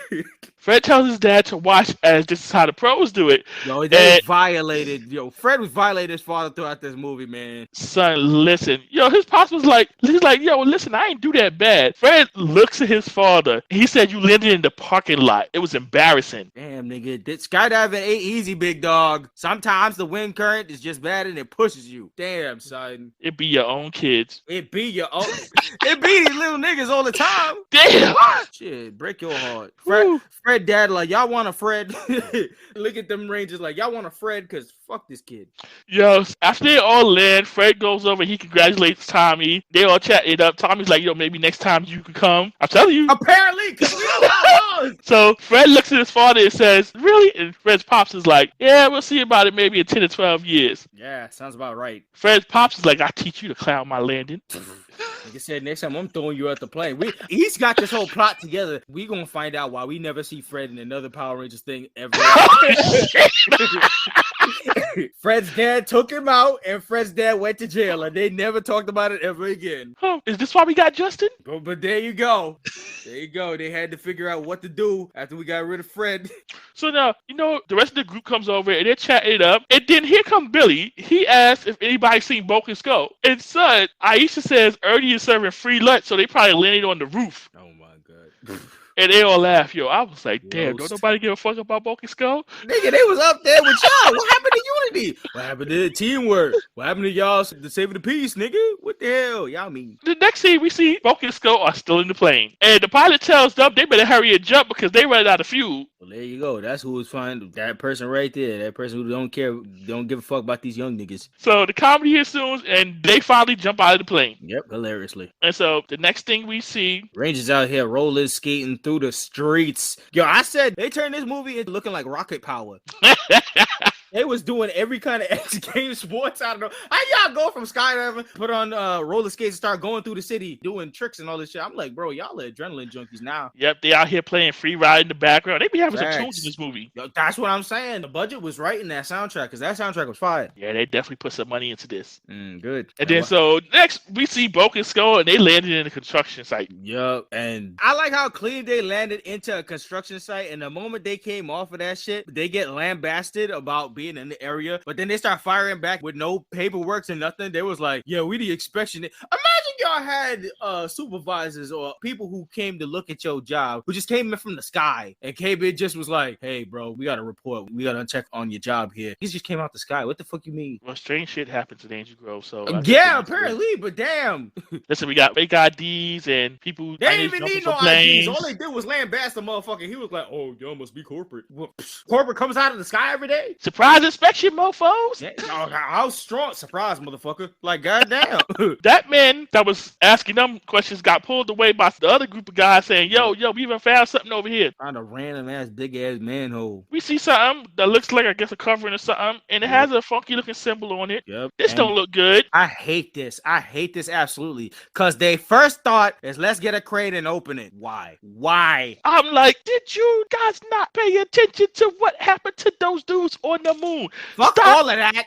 Have you not seen anything that's happened in Angel Grove? Y'all got monsters every fucking day blowing up buildings. Y'all want to open up a random... Y'all don't want to call the Power Rangers before y'all open any strange ass looking object? Stop opening the alien shit. That ass. Stop doing that shit that archaeologists always loves to do. We hear a news report about these legendary objects that's been taken from their tomb. Return the slab, motherfucker. They all be like the ancient civilization rock has been removed from tomb for after 2,000 years. And then we start having like diseases and famine and everything start to hit the world. Put it back. We don't need it. Put it back. Stop stealing shit from its homeland. But of course, these people in Angel Grove don't listen to shit we say. So guess what they did? They went and got the crane. They said and the crane. Pulled the cover off, and out comes this egg. And workers touch it and get zapped. Yep, that'll teach you. Facts. Don't go touching shit and grabbing shit and open shit up. See, now at this point, any smart person would have put that itch right back in the ground. Nope, not these niggas. But we dealing with Angel Grove. Logic don't live here. Yep. So the next scene, Rangers, they about to get some food, and then they get called by Zordon to get back to the base. But this beep that they have sounds different from the show. So the budget is all in here, starting off with this, where the budget gave them a new beep sound. Yeah, the beep was just clearer. They picked it up, and so Alpha was like, yo, y'all need to get back here ASAP. So they teleport transformation is very, very nice. And when they show up, you got a fancy new ass command center, mad bright, new Alpha, ghost ass looking Zordon. So we definitely knew that was the Zordon for the TV show right away. That nigga was white as Casper. Listen, I like the command center. The actually big budget. That shit was bright. That shit was very, very bright. Yes, it was. But I liked it. So basically, at this point, Zordon is telling the Rangers that they need to act swiftly because the planet's in grave danger. What else is new? Yeah. Zordon, you called us for our daily job. Kimberly asked Zordon from what? And then Zordon proceeds to give them the 411 on Ivan Ooze, who is a morphological being who ruled the world with terror. He was on his way to completing his ectomorphicons. And other teens sealed him. Yeah, another group of young warriors. Is it too late for Boom Studios to do a comic book on the backstory of Ivan Ooze? Because I'd really be down for that. If Fox want to send in that rights deal and shit like that, I would love an Ivan Ooze comic, especially a young one dealing with these young teenagers. This other team. Oh, definitely. But we see Zordon keeping the same energy. Child labor for the win. Yeah, them teens probably didn't like him neither. They said, you want us to do what? With who? Who that? So, yep, he says they imprisoned him in the chamber, aka the egg. Supposed to be one strong ass egg. Yep, ain't cracked. Zordon is telling them that they must hurry and put the egg back into the depths of the earth before Ivan can be let out. And Alpha tells them, and his robots that we were talking about earlier, they're buried nearby him. So of course they are. You might want to get him back in the. Y'all niggas didn't think to seal that anywhere else on a different planet or something else or leave them out in space. Nah, they just buried with the man. Like, it's some respect. I don't know. The legendary warriors might did that on purpose. I don't know. It was like, deal with this later. Fuck out of here. You say y'all want enchiladas? Yeah. Right. So Zordon's like, Ivan's big evil. Go hands red. But next day we see one of them construction workers watching the egg, and at this point Rita, Zed show up with Goldar and the pig monster that we don't see here, and so they knock them two out. Yep. Put them to sleep. The pig man is throwing out one-liners, have me cracking up. Pig man, A1 with the jokes. He was literally here for the jokes. Ain't do nothing else. He was here for the jokes with his damn monocle and shit. What is this design? Yo, he had me with Zed knocked out the guys. He's like, yeah, I could do that, but I choose not to. Facts. This nigga did nothing but talk shit. My kind of character. So Zed releases Ivan. Rita's unimpressed. She's like, you let out a Zed said, I've been snot." looking for this for 2,000 years and opened the egg. So that the 4,000 year time difference and shit. Yeah, Rita's like, you were looking for 2,000 years for a ball of snot? And Zed is like, just wait for it, Rita. Just wait for it. Mm-hmm. And then we get our intro to one Ivan. And the charisma off this motherfucker, man. Whew, yes. Introduced himself perfectly. Paul Freeman, he killed this character. Oh, man. yeah. The A1. Honestly, in my opinion, this is Power Rangers Freddy Krueger. The charisma and he's just not like a massive murderer, only dubbed down to just PG standards, but it's like, this is the charisma of a Freddy Krueger. So Ivan Ooze, he comes out of the egg and he gives us his classic line, ladies and gentlemen, the Ooze is back. Trademark. And at this point, Rita is flirting with him. And Zed introduces himself to Ivan. And Ivan is like, how can I repay you for getting me out of this stuffy egg? And Zed asks him if he recalls the name Zordon. Oh, boy. And the rays started popping out of this motherfucker. He said, who you just said? Zordon? Son was big mad when he heard that name. Zed tells him that he wants him to destroy Zordon. And Ivan says not only will he destroy him, but he will obliterate his entire legacy. It will be as if Zordon never existed. He was here for all the smoke. Literally every part of smoke of Zordon he can. When Zed and team decides to head out, Ivan smells the area and he says it smells like teenagers. The moment he said that, I got a Nirvana plug straight in my head. Son, him and Zordon got some on-site beef. I don't know what the detail like I is. said, but Boom Studios, get this right and get me my comic. I would love to see the backstory. Y'all give me backstory on everything that made me go, ooh, give me this. Give me a full Ivan Ooze story. Because they definitely got it. And like you said, son, here go Paul again. He's like, what is this odious stench? Like, son just looks stirs. Yep, he's like, he was not happy with that smell. I don't know if they could have gotten the rights at this time, but they should have played Smell Like Teen Spirit right there. Nirvana should have played right there. So next we get the Rangers. They teleport into the construction site and they're looking around. They go to Ivan's egg, which is at this point is open. They're looking around. Like one of the construction workers grabs him and is like, what are you kids looking for? And he's like, they're asking him, have you seen any morphological being around here? Morphological being? Kimberly, of course. Yep. Nigga said morphological being. Maybe like this. Nigga transform. Yo, I was in about nothing. My son stayed there waiting for the Rangers instantly.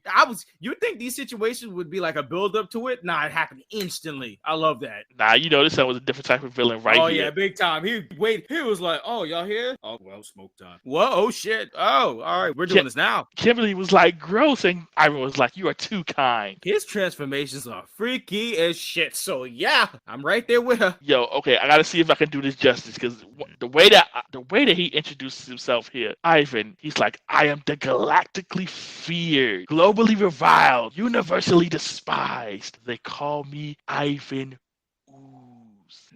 So just the way that he introed himself. He is great. There's a sea of villains all throughout Power Rangers, but this man, Ooze charisma. There's something about a fucking singular character. And honestly, there's not a myriad of a lot of movie villains when it comes to Power Rangers. But if there was like a echelon of top villains, Ivan Ooze is there. His characterization in this short amount of time was really good. I'm telling you, the only other character I could think of that just came out like a badass like this was Zed. Yeah, and I mean, this is custom. This is custom made to the Americans. I mean, the Sentai has a lot of charisma going into like a lot of their villains and stuff like that. But man, ain't getting nobody like Ivan Ooze. I tell you that. Nah, there has never been. That man's different. And this character is different. And so Power Rangers, they're like, yeah, we're gonna send you back to where you came from. And Rocky talking all this stuff, and then Ivan is like, oh, a teenager with a big mouth. Not much has changed 6,000 years. 6,000 years. Come on. Woo, woo. Also, you got beef with the Warriors too, so I guess so that confirmed that it was teenagers. And Zordon kept that same energy. Oh yeah, 6,000 years of child labor. Plus, we don't know how long this part has been going back. Going as far all the way up until that tube go bust. And then here comes Kimberly talking about, obviously you don't know we're dealing with Mr. Raisinhead. Oh man, 90s. 90. And Ivan, he all ready for the clapback. He's like, really? And then here comes Tommy talking about, yeah, we're the Power Rangers. Ooh, the Power Rangers. Let me get my autograph. Yo, I love this nigga so much. Yo. Ooh, let me get my autograph. Yo, Ivan was ready. He was like, listen, if you didn't I was enjoy this here. villain, I don't enjoy you, because this villain was great. He was here for it. Right? He's like, and so we see they definitely got history, him and Zordon, because he's like, Power Rangers, huh? I see Zordon still using a bunch of kids to do his dirty work. All the shade. All of the shade. And he was like, well, meet my kids. And out come the Tengu Warriors. And it's on. This is is this the original concept of them before they was the bird version, or so these were also named the Tengu Warriors? So the ones in the series are called the Tengu Warriors, and that is the reason why. Yeah, the rights. All right. Remember, Fox owned all of the So I was curious about that. That was also a strange, collaboration on that. Just the storyline altogether with that. But Ivan brought out his kids, and then he escaped and then left them all to fight. Yeah, so they're out here they out here scrapping. Scrapping. First of all, they start out the fight time unmorphed and spread out. Combos galore.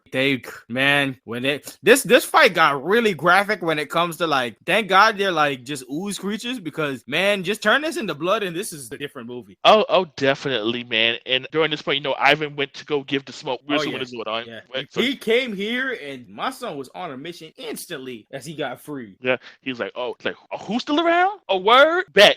So I'm gonna go handle that. So yeah, like I said, we got nice fight scenes, which is one of the things that I loved about the OG Power Rangers. Yep. Is the fight scenes, and we get a whole bunch of it here. Facts. And we talk about unmorphed before we even get into morph. Yes, unmorphed fight scenes. That is unmorphed fight scenes that are actually pretty good. Yes, that's what makes it awesome. These scenes, the unmorphed fighting. So we got Tommy here with a shovel. He's like, listen, we gonna use whatever we got here. All right, let's go. Facts. And like you said, it got graphic. Like I said, if they wasn't purple and gooey, boy. Yeah, this would have been like, to rewatch all this shit and know that this was a kid shit. No wonder we was about that violent life. Yeah, this was about to be rated off. If these guys was a different color. The amount of gore, the amount of legit gore that happened here was like, goddamn. And the Rangers have their little one-liners here. Got Aisha with the kiss and makeup. We got Billy out here. We got Kimberly out here, just throwing out these one-liners while they whooping ass, straight ass. These kids was getting destroyed. These glorified putty ass kids was getting duffed. So Billy talking about your ooze, you lose. I was like, yo. Then they kind of started to make a comeback because Tengu was like, listen, son, we ain't about this ass whooping y'all trying to give us. They threw them all up in the corner, and you know what happens when they all get launched up in the corner. It's morphin' time. And we got movie-style transformations and suits, baby. Yes. Even a new go-go music to boot. This was like one of our first inklings of more remixes of go-go that we didn't know we was going to get 40 more for the next how many years. And poor Adam, always getting washed. They lied to themselves knowing that Johnny Young Bosch will wash y'all. Y'all think y'all handling Ichigo like this? Y'all think y'all gonna land? Y'all gonna handle future Ichigo like this? Yeah, I'm like, poor Johnny. Like, you always get so I be getting the worst of the beatdown, Joe, because he be flipping and flying in. Because he can actually do these stunts. He was their Jackie Chan, man. Yeah, and he just be getting the worst of it. I'm like, oh, man. He said, let me get up and get Suga Tensho, your ass. Right? It's like I said, we get the fire transformation. Yeah. And movie style, movie budget. Let's talk about these suits. Boy. Because action figure in real life. Even today, these suits hold up. Of course. Aren't they? Wait, wasn't there a big... Oh, no, I think I'm thinking about the Teenage Mutant Ninja Turtles. But now, these suits, if you ever wanted a replica of literally your toy, that is what these suits look like. Straight up toy. Like, that's why I don't understand why the 2017 movie went with those fugly ass suits that they went with. When all they had to do was modernize these. We'll touch topic on that shit. I don't know. I don't understand what they was trying to go with that Fugazi shit, but whatever. Yeah, because these suits was lit. Yeah, these suits was great. I'm curious. Nobody pull out the movie version cosplay yet? Nobody out here with the big budget money? Yo, son, I'll tell you, when I was watching this, I was like, oh. What's everybody with the cosplay? Who's coming through with the big budget movie suit? Right, the big budget movie suit. I'm like, I was like, ideas running through. Yeah, big suited up. I mean, we can get to some conversations because I'm dying to really dive into some Ranger cosplay there. And then so they're tracking down the Tengus. And what's crazy here is that the effects that the movie added to their suits, which I love. Yeah, the added extra shit. First of all, there's a lot of iconic moments that's happened through this movie, but the most iconic is these niggas transformed and these motherfuckers did not stay. The Ooze monsters dipped mid-transformation. They knew what was up. They was like, nah, we watched this show before. Zoop. I like the rest of the monsters. They got a brain. So I was like, oh, they This like, was oh 95, yeah, so I call this iconic. yeah, they're like, oh, we're not sticking around for the BS. We know what's about to go down. We out. What did Ivan Ooze say? He fought these niggas 6,000 years ago. Them niggas got PTSD. They was like, colors. Nope. They was like, we know them colors. Whoop. Like, oh no, we not about to go through this again. Niggas said primary colors. Oh nah. Everybody split out. We gotta jump these niggas. Gotta hide and jump them. Back at the command center, Alpha's freaking out. Zordon's like, Ooze is on his way. And Alpha's like, oh, nobody can get in here without a power coin. That nigga goes through the door. He's like, and then Alpha's like, well, almost. And nigga said, fuck your power coin. And So- to talk about anticipation, the way how he oozed through that door and you saw him slowly start to creep up into the command center. Now, this is why I call him PG Freddy Krueger, because there's a scary type element to Ivan. He's very hilariously charismatic, but this nigga can cause damage. Yo, the fact that Zordon looks shook. Bruh, he's like, fuck, I ran out of teenagers. They're all busy. Oh no, it's just me. I'm in the tube. I'm in this tube. I can't do nothing. Oh no. Now, I wonder if the first time that they fought, Zordon was in the tube. I wonder if he was outside the tube. And the reason he shook is because he's in the tube now. I mean, maybe Ivan's one of the reasons he's in the tube. It's definitely some history here. We got to find out. I'm telling you, Boom Studios, if y'all ever looking back on something, give us a comic. And y'all gave us Time Force. Y'all gave us shit for Power Rangers in Space, some Corona shit. Just come on, man. Bring it back. Bring it back. An Ivan Ooze story is something everybody would be down for. If y'all think the comics is being slow one season or one year, just drop an Ivan Ooze. Niggas will go wild for that. And so at this point, Ivan is in the command center and he is going off. He was like, he's looking around. He's like, gee, it's pretty fancy smancy. He's like, I guess if you invest your money over 60 centuries, you can buy something pretty nice. I was saying the same thing too. Look at this fancy ass command center, all bright and shit. Y'all was in the dark not too long ago. And so then Alpha goes and karate chops Ivan Ooze. Mistake. And Ivan Ooze goes on to burp and then electrocute him. Great character, man. Right? And Zordon's like, yeah, you haven't changed. Ooh, you're still picking on people smaller than you. On the talk. They definitely have history because Ivan is like, shut up, see? He's like 10 minutes out of your egg and I'm already hearing one of your lectures.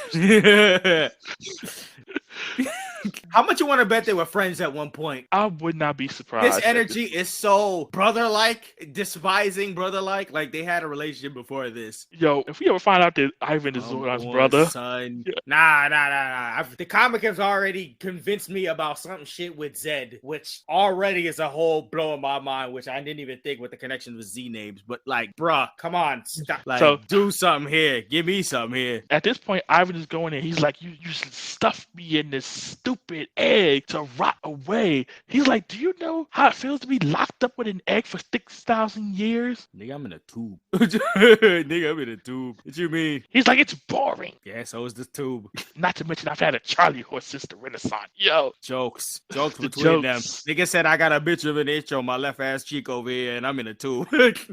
Honestly, these next couple of scenes was all Ivan because he just shined through the whole thing. Yeah. So at this point, and it was going on with his BS talking about you won't get away. And Ivan's like, yo, you robbed me of my prime. Prime 6,000. He's like, I had everything. I mean, they did say he was about to win it. Yep. And he's like, Zordon, it's time to pay the piper. Definitely pulled that out. Son literally pulled out a flute. Started going in. Yep. Started playing and destroying everything. Talking about, the things I have missed. The Black Plague. Destroyed that. Yo, the Spanish Inquisition. Destroy that. The Brady Bunch reunion. No, I'm really destroying your shit. That one was the icing on the cake. Yo, that one. This nigga compared the Black Plague to the Brady Bunch reunion is gold. Gold, I tell you. And I'll tell you, that felt like that one hurt him the most because he was just destroying everything at that point. Said y'all made me miss that bullshit. And I love bullshit. Right? So at this point, he just destroying the whole command center, breaking everything. Meanwhile, Rangers out here moving in the dark, and while they moving, yo, it sounded like some Mortal Kombat music going down. Yo, for real, like the money that they spent on the music and shit, I'm awesome. I don't know about y'all, but they put the Mortal Kombat music in the right movie because this shit was better. Right? So, speaking of that shit, I mean, the way they was kicking their ass out there, that could have been fatalities. Honestly, they could have put the Power Rangers in some Mortal Kombat shit and hit them with the same fatalities. They hit the Ooze shit. It's literally, y'all could just replace it with blood and it's dead ass fatalities. And so Tommy tells Aisha, we need some light. We see the Tangles are hiding all up in here. Mm-hmm. First, they got the movie edition power beams. Yep, I like the addition to the helmet. So Aisha, her saber-tooth tiger helmet, turn them suckers into headlights. Yeah, and then Brocky got the power scope like a scouter. Changing that shit to a whole heat-seeking scout. That was great. Movie budget, great for upgrades. This is great. I'm just some of the things I wish they would have introduced into the show, because even the look at the power scope on the look at that shit, even as weird as that looked, it looked way better than the alien shit. It's the little touches that they did to the helmets. It's like they didn't go crazy and over exaggerate. The placement of the things that they use is stuff that you would expect. Okay, you expect the helmets, the lights coming. You expect the visor because it's a visor. You expect to be able, your power, you expect them to be able to do extra shit like that. You don't expect niggas to hide somewhere. Like, of course, you're gonna try and look for motherfuckers. Yeah. So kudos to them for those changes, and then the little extra side weapons that we get as we go forward to the fight. Once they find these dudes, which Rocky found them with his visor, he's got a whole tracking mode. I'm like, yo, fire, just such heat. But smart for the Tangles, they set up an ambush, which is very see what I mean? They saw primary colors and they was like, let's get into formation. We know what this is. Get out of here. Yeah. So the Rangers is fighting. They in their suits. This time they really kind of washed them here. Oh, really, they big washed them. Multi punches, kicks, splats, straight murder these Ooze putties. And they got weapons now.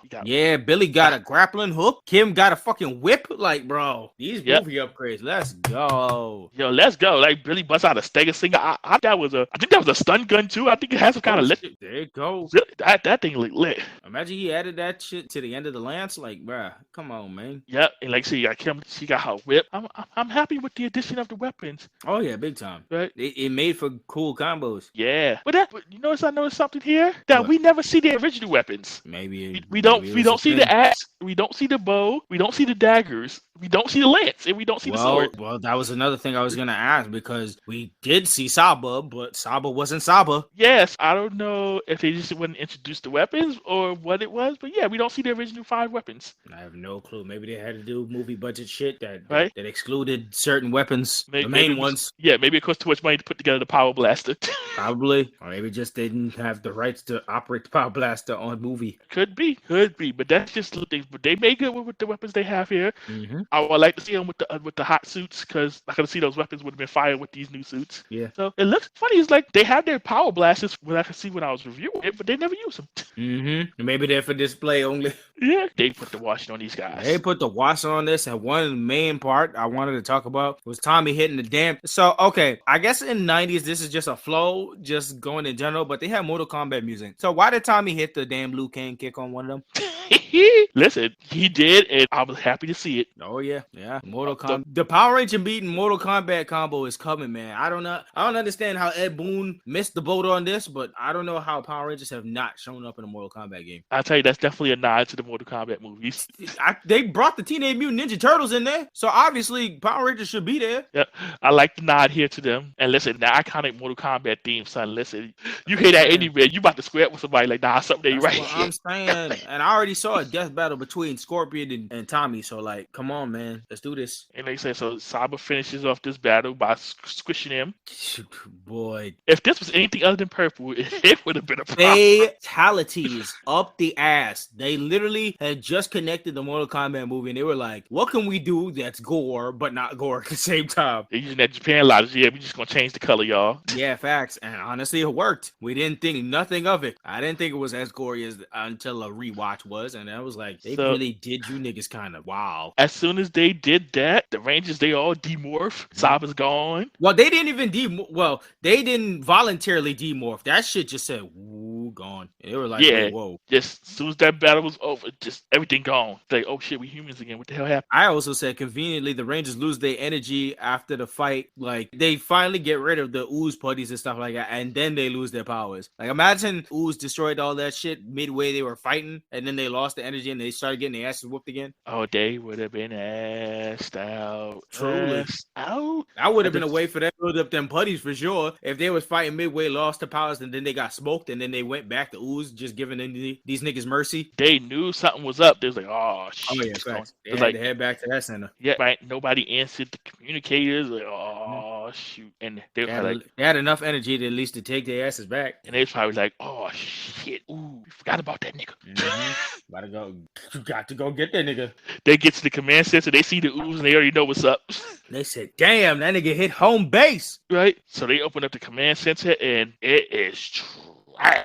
This new fancy ass, bright ass place is all destroyed. That makes it doubly worse because you can see all the destroyed. See, now Zora, if you would have put a little TV in the egg so he could have watched the Brady Bunch reunion, none of this would have happened. Listen, man, what was really worse is this nigga finally paid the light bill, and look at that, all gone to waste now. And then so here we see Zordon outside the tube. Oh yeah, Zordon in human form, the humanish form is dying, and it looked creepy as hell. Yep. So we always knew he always said bad stuff would happen if he didn't stay in the tube, and I guess this is it. Side note, around him, is that Zeo crystals? No, I think it's just normal crystals. Okay. Yeah, I mean, they gave me very Zeo crystal vibe. I was like, are they trying to early say something here? Yeah, I was looking at that too, but I didn't see any stars or any triangles. It looked like just squares and hexagons. Gotcha. So I think maybe different. Maybe they could be early concept. I don't know. Possibly. And so Zordon is basically telling the Rangers, the Power Rangers no more. Ivan Ooze has won. How you just gonna give up that quick, Zordon? He said, I'm out the tube, y'all. It's a wrap. 6,000 years. They finally got me. Peace. Y'all deal with it now. Zordon sound like he about to just give up, and like, the Rangers is like, yo, you like a surrogate past to us, and they all feel a certain way. And then this is how you know that the correlation between story from movie and story further on does not add up, because so in space they destroy the tube, all the evil gets wiped out. Ooze destroys the tube, nothing happens. Yeah, so we don't know what Ooze did here. Yeah, while we were fighting and dealing with the Gwee Gumdrop Brigade. Yeah. So then we see Alpha, and Alpha's telling them, there is a way to save Zordon. You got to find the great power. The great power is on this distant planet called Phaedos. Yeah, go to Phaedos. He's like, mad people have tried for it, and they have failed. It's dangerous as fuck. We don't even know if you guys can breathe because your Earthlings are going on to a space planet, but yeah, good luck. Alpha's like, listen, if you want to do it, I got enough power to send you there, but I ain't got no power to send you back. We don't got power to make sure y'all breathe on that space planet, but whatever, go ahead. We don't know what's going on there, but Zordon ain't got much time, and of course, the Rangers, they all gun-ho, so they're like, all right. They said we already bought this work labor, so why not another job? Nah, this is just them being petty. They're like, listen, we're not going to let Ooze run up in our house. This was a gang activity type moment. They came to our spot, destroyed our spot, and they stabbed our grandpa. We got to handle this. Yeah, like, nah, we got to run this back. Nah, we going to get this power. We going to come back, and we got a receipt for Ivan Ooze. Like, look, right here. Ivan Ooze. Yeah. In bold. Oh, IOU. Bold. Exclamation point, baby. So Alpha sends the Rangers on their way to Phaedos. Mm-hmm. Because, he managed to come up some power. Yep. They head off, and then next scene we see IFM pull up on the Zed crew. Yeah. He was like, listen, y'all. I done beat up Zordon. Nigga said, I handled y'all working like 20 minutes tops. What happened? Y'all was handling this shit for like 4 seasons? Y'all can't do nothing? Yep. He's like, I'm here. He's like, this place needs some new management, and I nominate me. Great.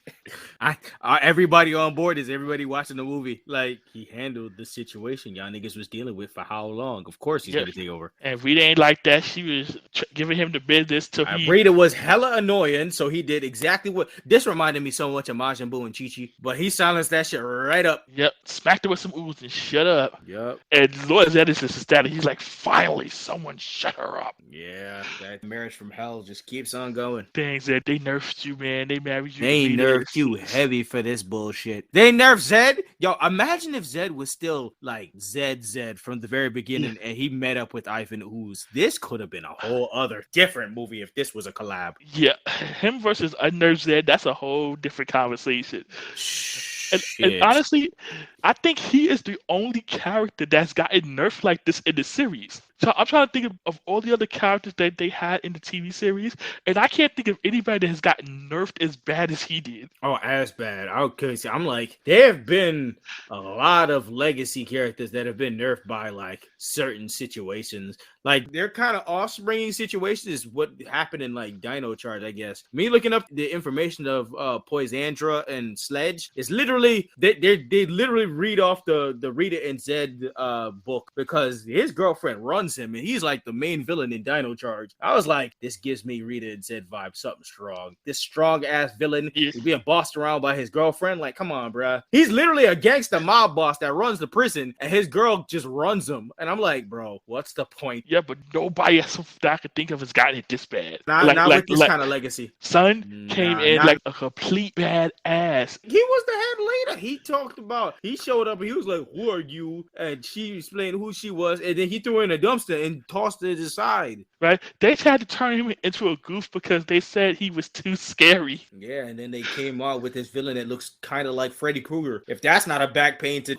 said that shit, I don't know. Like they literally designed Ivan Ooze to look like Freddy Krueger. You couldn't do any more spookier. Maybe that's why we never got him in the TV show. Yeah, that's 100% why we didn't. These niggas decided to ball out for the movie. Now thinking about it, yeah, if they nerf Zed like that. Did you not see the way he turned from human to other creatures? Hell no. This would have definitely spooked some kids. Spook me.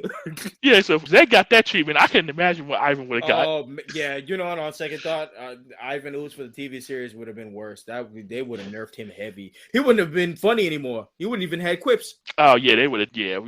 I think we dodged the bullet with that one. Hindsight. My heart would have hurt if they ever brought Ivan Ooze to the TV series and he was like a one episode monster of the week. Yo, seeing what they did with Zed, I don't even want them to do it. Nah, I think we lived in the era. We got the greatness, and it is what it is. Yep, leave the memories alone. Yeah, facts. Play the music. Yep, so back to Ivan. He done took over. Zed tried to, attack him with his staff, and Ivan just laughed. No globe that shit. Yep, threw him and Rita in a slow globe. Yep. And then he told Goldar the pig, he's like, you're either going to be with them or you're going to be with me. Shit, they looked at this no globe for 2 seconds. Goldar like, it is what it is. I mean, yep. I betrayed my brother. I betrayed Rita. I'm going to betray Zed. Hey, he's a survivalist. That's what Goldar is. Goldar down with whoever can feed him and keep him going. Yo, yeah, Goldar. Goldar ain't loyal to nobody but Goldar. Goldar going to survive. He a rat. Yo, Zed. Goldar said, oh, I'm looking at 30 years in prison. Yeah, it was Rita, Zed, Ooze, Pigman, all that shit. Yo, dead ass, because he done turned on Rita when Zed came back. Goldar got a history of this. Listen. If you check in the comic, he betrayed his own brother for Zed in the jump. Like, Goldar's about this life completely. He's literally a traitor. He's 100% traitor. Give this nigga a turkey sandwich and then say, oh, what? They on the moon. They basically on the moon. They got a Serpentera. The weak spot is the neck. Shoot it right there. Oh, what? I can have the turkey sandwich? Okay. That's wild. It's like Goldar's about Goldar. And Goldar's about Goldar. Honestly, if y'all really look into it, Goldar's about Goldar. Truly. He ain't got loyalty to nothing else. Goldar is about that, like preserving Goldar. Yeah, he's trying to live. But speaking of Goldar, I like what they did with his suit. Yeah, they've changed his suit about a couple times throughout the series, but this one was a nice one too. Yes, his suits always remind me of of Jim Henson's work sometimes with his Muppets and stuff like that. He always looked like some Muppet creation. So I know for me, this version of Goldar this is what I like the best in terms of just how it looks. I don't know, that one where Zed showed up and he looked like he had a mullet and looked more demonic and shit like that. That's always my favorite look because it just looks a lot spookier for some reason. Yeah, because like Goldar, he's supposed to be a monkey with wings. He's not supposed to be demon spooky. So that was what as long as he ain't the bullshit he was in 2017. Yeah, the gold blob. Yeah, we not talking about that. Nah, that ain't my Goldar. That's definitely what that episode gonna be named. Whenever we cover that shit, it's straight up, that ain't my Goldar. So at this point, Ooze is in control, and he snots out the Tenga Warriors. The ones that we see in the TV show. Yeah. Birds. And once again, I said these birds definitely look like something out of Jim Henson's Dark Crystal. Yep. So he sends the birds. He's like, birds, go to Phaedos. Go destroy the Power Rangers. Them definitely them Skeggsy shits. That's Skeggsy shit right there. Yep. He's like, destroy. We're not going to give Zordon no second chances. Go destroy them. And in the meanwhile, okay. The pig like, go sick them. this side character that you could throw in the rules. I bet your Ooze was looking at him like, shut up. And then meanwhile, Rangers arrive on Thanos. Yes, they do. And it's just like, yo, all right, so y'all here, well, at least the air is breathable. Yes, thank you, because nobody else talking about it. Shit, at least y'all can breathe here on the alien planet somewhere else. Okay. Yeah. So we here, we ain't got no powers. No, but you find a skeleton of a monster, and you like, oh fuck, But he now, didn't survive. Here's my question here. Nobody thought to bring any survival supplies? Listen, they didn't even inform me if these niggas could have air on this planet. They just said gung ho, let's go. Because I'm like, you guys have no way of getting back. You don't know what this planet is like. How long y'all gonna be here? If y'all gotta live here now. Billy, you supposed to be on top of this. What's going on? Billy was like, nah, bro, we about that Zordon life. We about to save him. We don't got that much time. We don't got time to get supplies. We don't got no powers. We don't even know if we can breathe. Let's go. Let's go, man. Save Zordon. See, that gang mentality has blinded them. See, it's big. That's why Zordon gets young, Nick. They don't got fully developed brains. So at this point, the Rangers are looking around, and we see some person in the hood just keeping an eye on them. Mysterious person. Mysterious.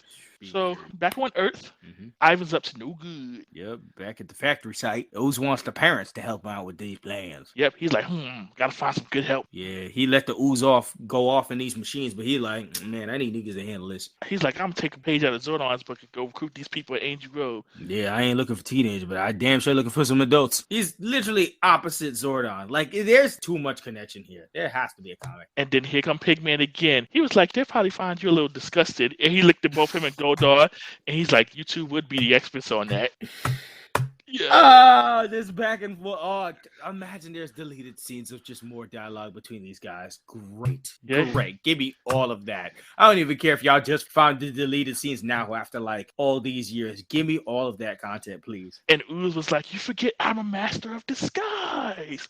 And the Pigman was like, how could I forget? I never knew. That one took me out. That one took me out while I was watching the movie. They just said, how could I forget? I never knew. I was like, yo, whatever they paying you, sir, they paid you well. Yeah, this Pigman was definitely just here for comedy fodder. And I'm happy about it. He hit on all cylinders. I never cared about the motherfucker growing up as a kid. Like, I didn't hear the one-liners that important at all. But now, oh, this is all I live for. So at this point, he's like, I'm going to get these people. I'm going to brainwash them. They're going to dig out these ectomorphicons for me. And then I'm going to go back to being the evil king of the world. Yep. So midway this is going on, we cut back to the scene of the Rangers awkwardly walking on rocks. This will be a thing going constantly, but I'm literally watching them awkwardly walk on these rocks constantly. It is so funny. Oh, yeah. And then here come the Tango Warriors. Yeah, Tommy and Kim have a little heart-to-heart conversation at the side, and then they just get attacked by birds. That had me dying. Oh, yeah. They should know. But like, yeah, Tommy, yeah, Kimberly. You think we'll ever see Zordon again? You think we'll all be okay? Y'all think y'all ever gonna go home again? Like, Ooze life clip. gang, we coming down with the Ooze gang. Throwing up the O signs, like, what's good? Throwing up bird signs, like, call, nigga. Right? Like, what's really good? What's good in these flightless streets? Yeah, we just gonna fly up in here. Yeah, what's up? And they like, oh, we ain't got no powers. They got the aerial advantage. Oh, this bullshit. Nigga said, I said Tangas are here, and they east side stomped the Rangers. He said, yeah. They just flying, kicking them, flying, beating them. You know they get east side stomped because Kim got snatched. Yep. Like, come here. They grabbed her by their feet and ran off with her shit. She was like, oh shit, why me? Kim and the goddamn damsel in distress shit, this movie, yo. Yo, they trying, but Tango was like, nah, son, nah. You're not gonna do us like them purple dudes from earlier. Nah, bro, we better than that. Them no birds. Them Tango motherfuckers. We know like, we better than that. Billy like, get him. Like, nope, son. Minks. Nigga said, I got no powers, bro. What am I gonna do? So they try to handle shit until mystery person come down and beat some of that ass and use some wind sticks. Yep. So this Mr. Twin Sticks, this should be after your own heart. She didn't have the scrimmer. She had the wind sticks. She said, ooh. She backed the crowd and I started getting flashbacks. Yeah, right. I said, I should have pulled out the wind sticks too. I should have had the crowd. Ooh. Right. I Back would have up the sent the niggas crowd. away. Back away. Ooh. Right. They back up like, yeah, son, back up from the doors. Let me in first. Shit. So you you would have found me early in that. You would have found me in that crowd. By the time you showed up, you would have heard the wind sticks in the crowd. You was like, "Oh, that's probably Nick." Yeah, like oh yeah, there is. Yeah, look, people on Instagram now. There you go. They said, "Oh, look at that! Look at they gonna be a video of a nigga with wind sticks going out of nowhere." Oh, that's Nick. So they confront the mystery woman, and she hits him with her staff that she put back together. It's like, I don't know y'all. Why y'all on my planet? I don't got nobody here. Who are y'all? She's like, why y'all here? He's like, we here for the great power. Like, is it here? It's like, yeah, it's here. Don't you see all these motherfuckers on the floor that tried to get it? Yeah, she wasn't fucking with nothing until she heard the name Zordon. She said, Zordon? Did you say Zordon? Yeah, once she heard Zordon, because she about to tell him that y'all need dip, because I ain't trying to mess with y'all. Y'all about to die. Y'all look prepared at all. So nah, even though y'all got clean clothes, I guess y'all ain't been here long, but all right. Yeah. Once she misses Zordon, because she kind of washed Tommy real quick. Oh yeah. Woo!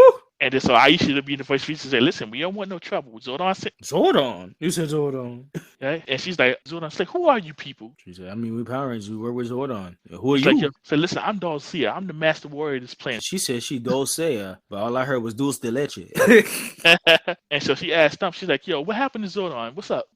They was like, I even Ooze got him, and she was like, Ooze is free. I'm like, bro, get me all of this comic book because it's got smoke every different direction, man. Yeah. Oh, she was like, Ivan Ooze is free. There's so much backstory just on this alone. I am so ready to dive into this. We're gonna send this podcast to Boom Studios. They better listen, bro. Come on, man. Ivan Ooze comic definitely should be on their list. I didn't put two and two together until now. I wonder if she is one of those ancient warriors that put him in the egg. Possibly. She could have been imagine she was a former Red. She was a leader. Right? Because the way she said Ooze is free, like she put him in there. Mm-hmm. And we're going to talk about it later when she hears about who stopped these birds. John. I mean, Ivan. And she goes on and says, Ivan Ooze is a monster. I'm like, oh, so you know Ooze like that. She's like, all right, let's go, y'all. Come on. Nah.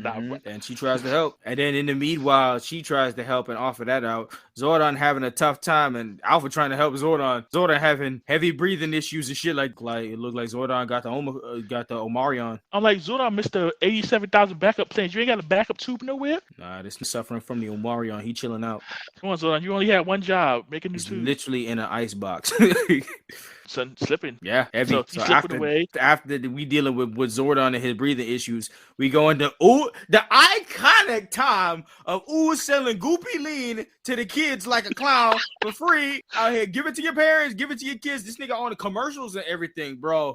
This iconic look of this nigga being a clown. Honestly, once again, let's talk about there's a lot of connection between Ivan Ooze and horror villains because this was right up the It alley. This reminded me so much of. I was going to say that this is definitely a nod to It. This movie is so interesting as a kids movie because they got themes of Freddy Krueger. They got themes of It, Mortal Kombat, gruesome face. Like, what is this? If you see this outside of a level, no wonder we're still looking at this movie as adults. This is heavy themes, especially throwing shade at Brady Bunch reunions and shit like that. I'm like, come on, guys. This was written for a different generation. When you look at it and the amount of stuff that they slipped in here, that if you're not paying attention to, which I wasn't, if we're under the radar, like I said, we got Ivan It at this point.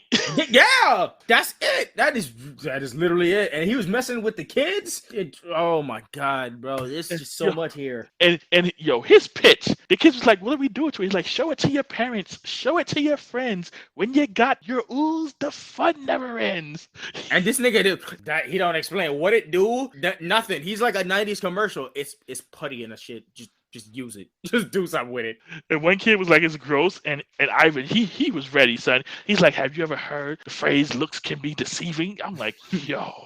This is a great seller. I'm telling you, killing this character. This reminds me of when they got Old Boy for the Tarzan soundtrack. They said, bro, this is a movie about a man growing up with some monkeys. Why are you going so hard on the soundtrack for? He's like, listen, I'm going ham. I'm a flex real quick. Let me do this. This guy who played Ivan Ooze, bro, I'm telling you, son, this guy put his best foot forward. They paid him everything that he was worth. He was going to come in. He said, I was going to kill this role. He was worth every penny. Definitely. And then talk about this scene to seal it off. He was like, and did I mention it's free? Oh, that got all the kids. Oh, yeah. What? Free shit? Like $3.99. Here they go. I'll take some. Free shit in a jar that look like putty. That's nasty. In the 90s. Oh, we getting that. Yo, and the fact that, son, the pictures that he had for these kids, son really thought this through. Oh, yeah, big time. And them kids is grabbing it. Kids was grabbing it. Son definitely thought it through. The kid, he was giving it to the kids, and he's telling them, take it home in boxes, take it home in cases. If your parents try to stop you, throw it in their faces. I'm like, Bars.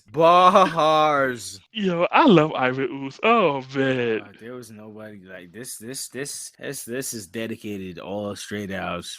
This is great. This is great. So, all right, the next scene is we got Rangers and these damn rocks. These niggas is walking in another montage on these rocks, awkwardly walking on it, looking like they about to slip and bust their ass every minute. Like they are having a tough time walking on these goddamn rocks. I will get them this. These are probably actual rocks, and they probably used to be in on set. They trying not to fall into the water, which is hilarious. I would have skipped this montage altogether. Y'all filming this shit just makes them look mad funny. Yo, maybe it's just take 75 and then fall in the water all day. Oh my god, let me get, like I said, give me all the outtakes, all the shit that y'all didn't put on the DVD or the Blu-ray. Give me all that shit. Give me all that shit behind the scenes, everything. So they walk in, the montage of the travel all the way till they get to the Ninjetti Temple. So we're at the ancient ruins of the Ninjetti Temple. Yeah. So fuck Ninjor. Listen now, if we talk about Ninjor, man, I don't know, I might have liked Delcia in there a little more, because that whole Ninjor explanation, it's like Delcia went through this whole thing of getting in the power of ninjas, like, let's hold hands. You are the power of ninja, and they got powers.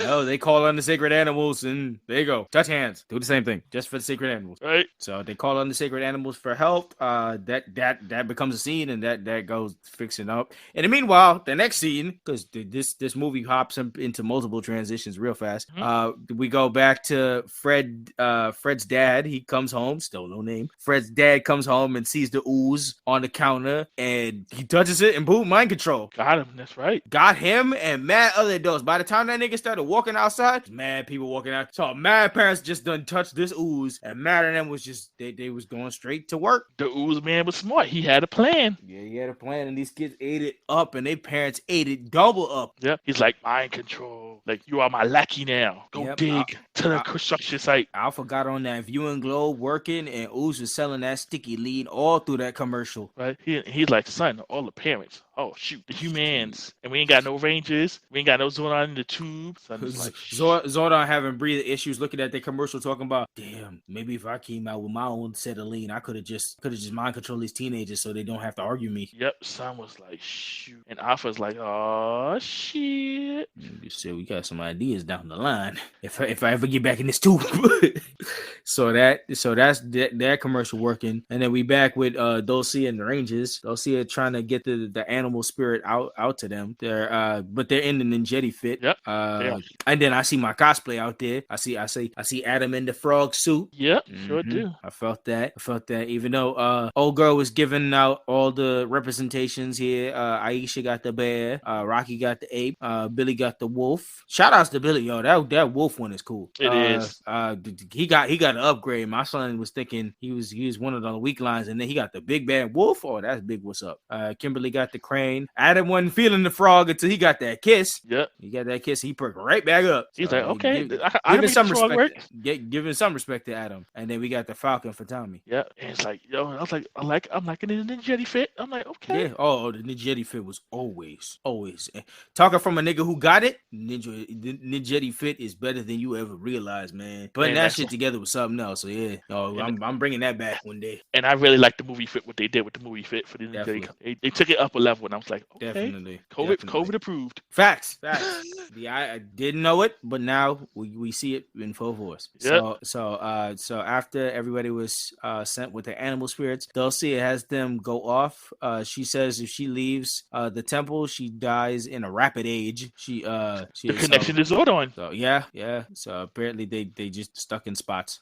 So if she's one of those, that definitely means that she probably is one of them warriors from 6,000 years ago. Because if she falls off and she rapidly ages, she turns 6,000 years, she's dust. Yep. So she sends them off their way with guidance and tells them where they need to go. And she turns into an owl and flies off. And, at this point we see Fred. He's looking for his pops. He sees the jar open Ooze, and he looking like, "Yo, Pop, where you at? Yep. I'm sorry for clowning you earlier about your landing. What's up?" Facts. He's like, "Dad, please be home. I'm hungry. Can't handle this shit by myself. Sorry, I won't roast you anymore." And so at the construction site, we see Ivan, Ooze, and Goldar, and all the parents doing the work. And Ooze talking about, "I'm bored." He's like, "Let's have some fun." Yo, son, when they forced that one dance, that one worker to fucking dance and do all the different dances, that shit had me dying. Yeah, Ivan in this guy's go, because he got him doing this swim and all kinds of other stuff. It's wild. Got him doing the plie and ballerina and all that shit, man. And my son Ooze dancing along with him in the chair had me dying. Yeah, so Ooze and Goldar having a good old time. Yep, until the Tango returned. Oh, the Tango Warriors came back. The Tango Warriors back, and even Ooze with yo, can we also talk about the added theme music when they land? The doom doom doom doom doom doom doom doom. You're like, "Yeah, my Tango's back." He's like, "Well,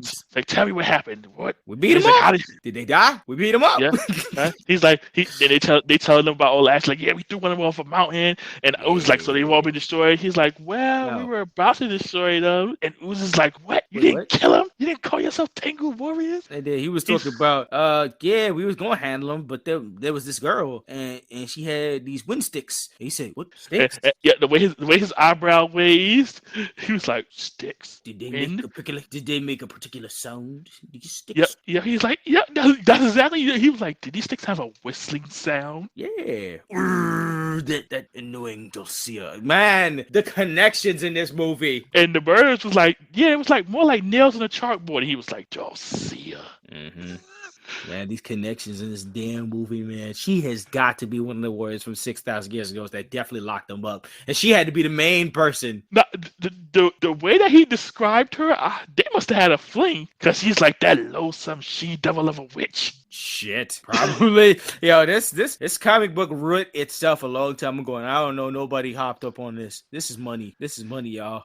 And so obviously he knows about the great power, because he says if she leads them to the great power, everything will be ruined. I'm like, any theory on Ivan Ooze being a former ranger turned bad? Son, it's he knows too much. He's got Zords. He got Zords. He know too much about how you know about the great power. Exactly. Like he's got to have been some form of good guy turned evil. It's got to have happened. And then they had to seal him up because he was just too strong. He stole some power and just became nasty. Something happened, man. Comic book writes itself, y'all. There's so much shit that we can work in here. See, so, put us on the Boom Studios and we'll make sure y'all niggas got it straight. This is Zordon leaving out information again. Oh yeah, big time. That's what this is. That's why we have the Eltarian war going on right now in the comic book, y'all. Zordon just always be doing shit. Zordon is leaving out pieces of this story because it's more here than what Zordon is telling us. Oh, facts. But ultimately, Ooze got sick of these motherfucking birds, and my son murdered the birds.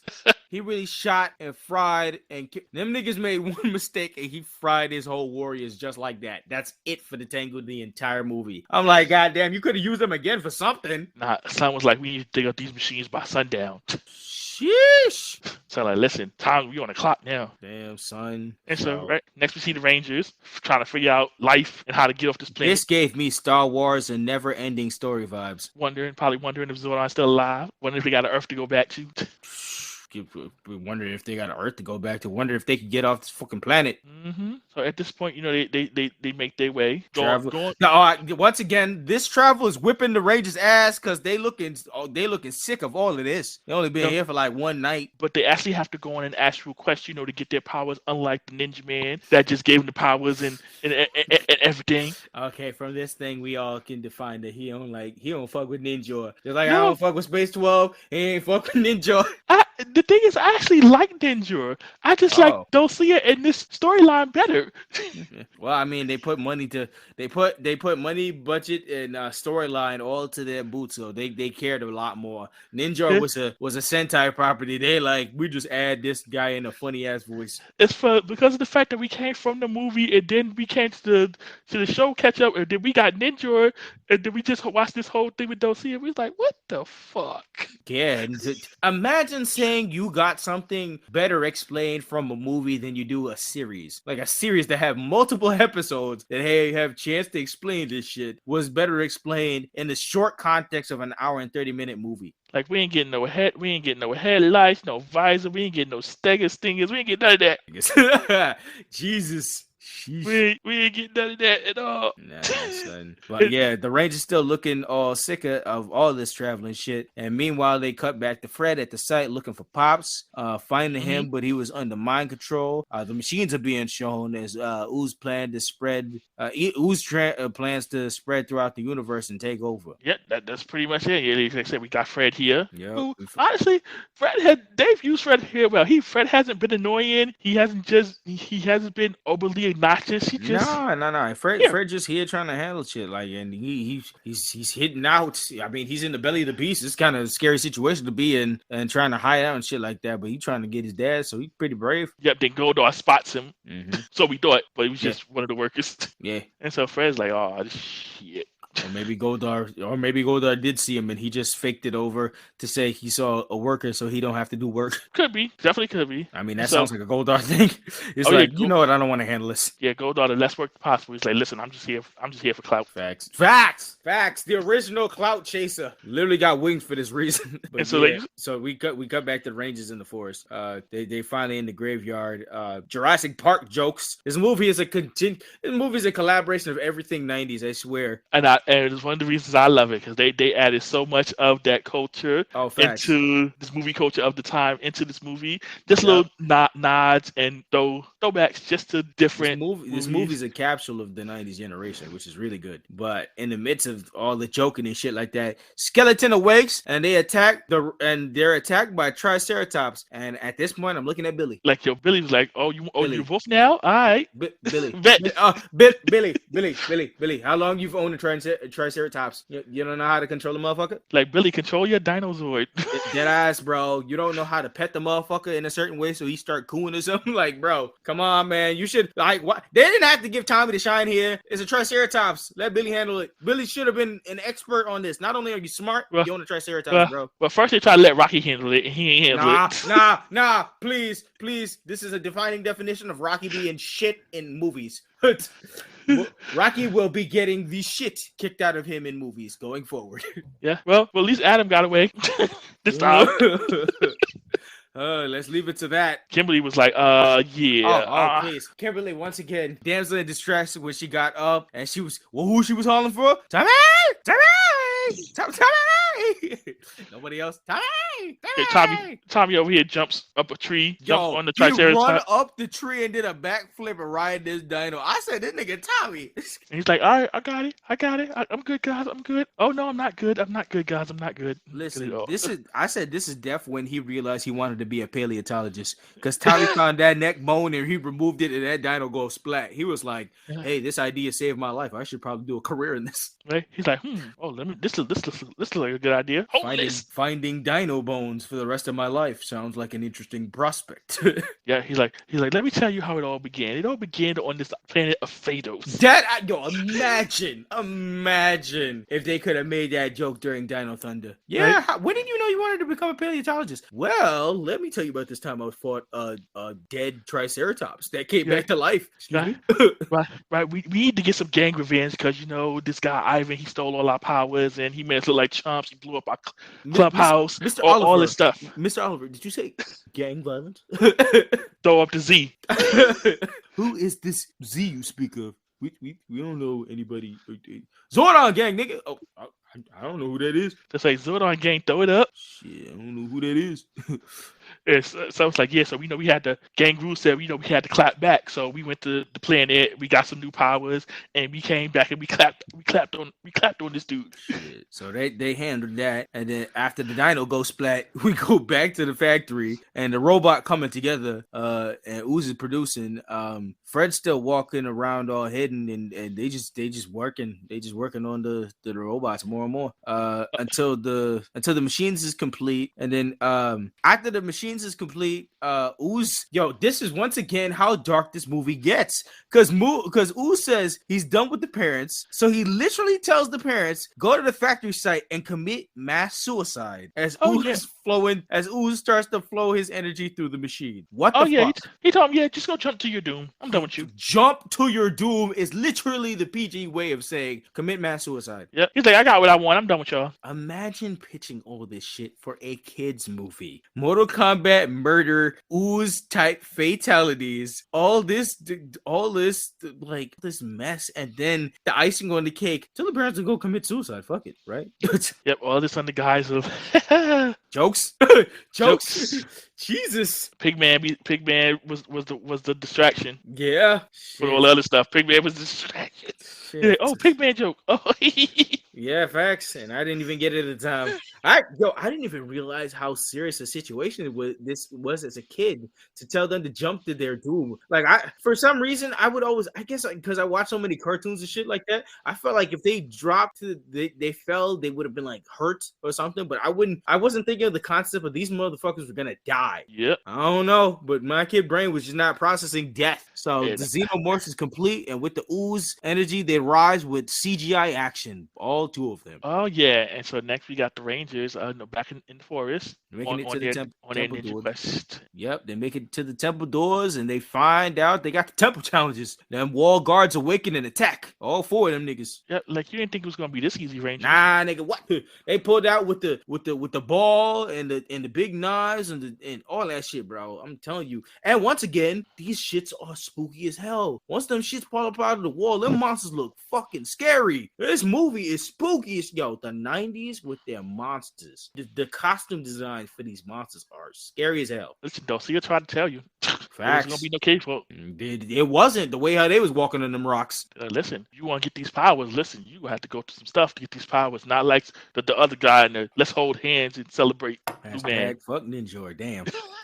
All right, so they got into Ninjetti transformation with the hoodie. They dealing with the combos here. They trying to handle tag teaming up. I think Adam made a joke about them being Rock, and they coming out the. I was like, they came out the wall. Adam, come on, man.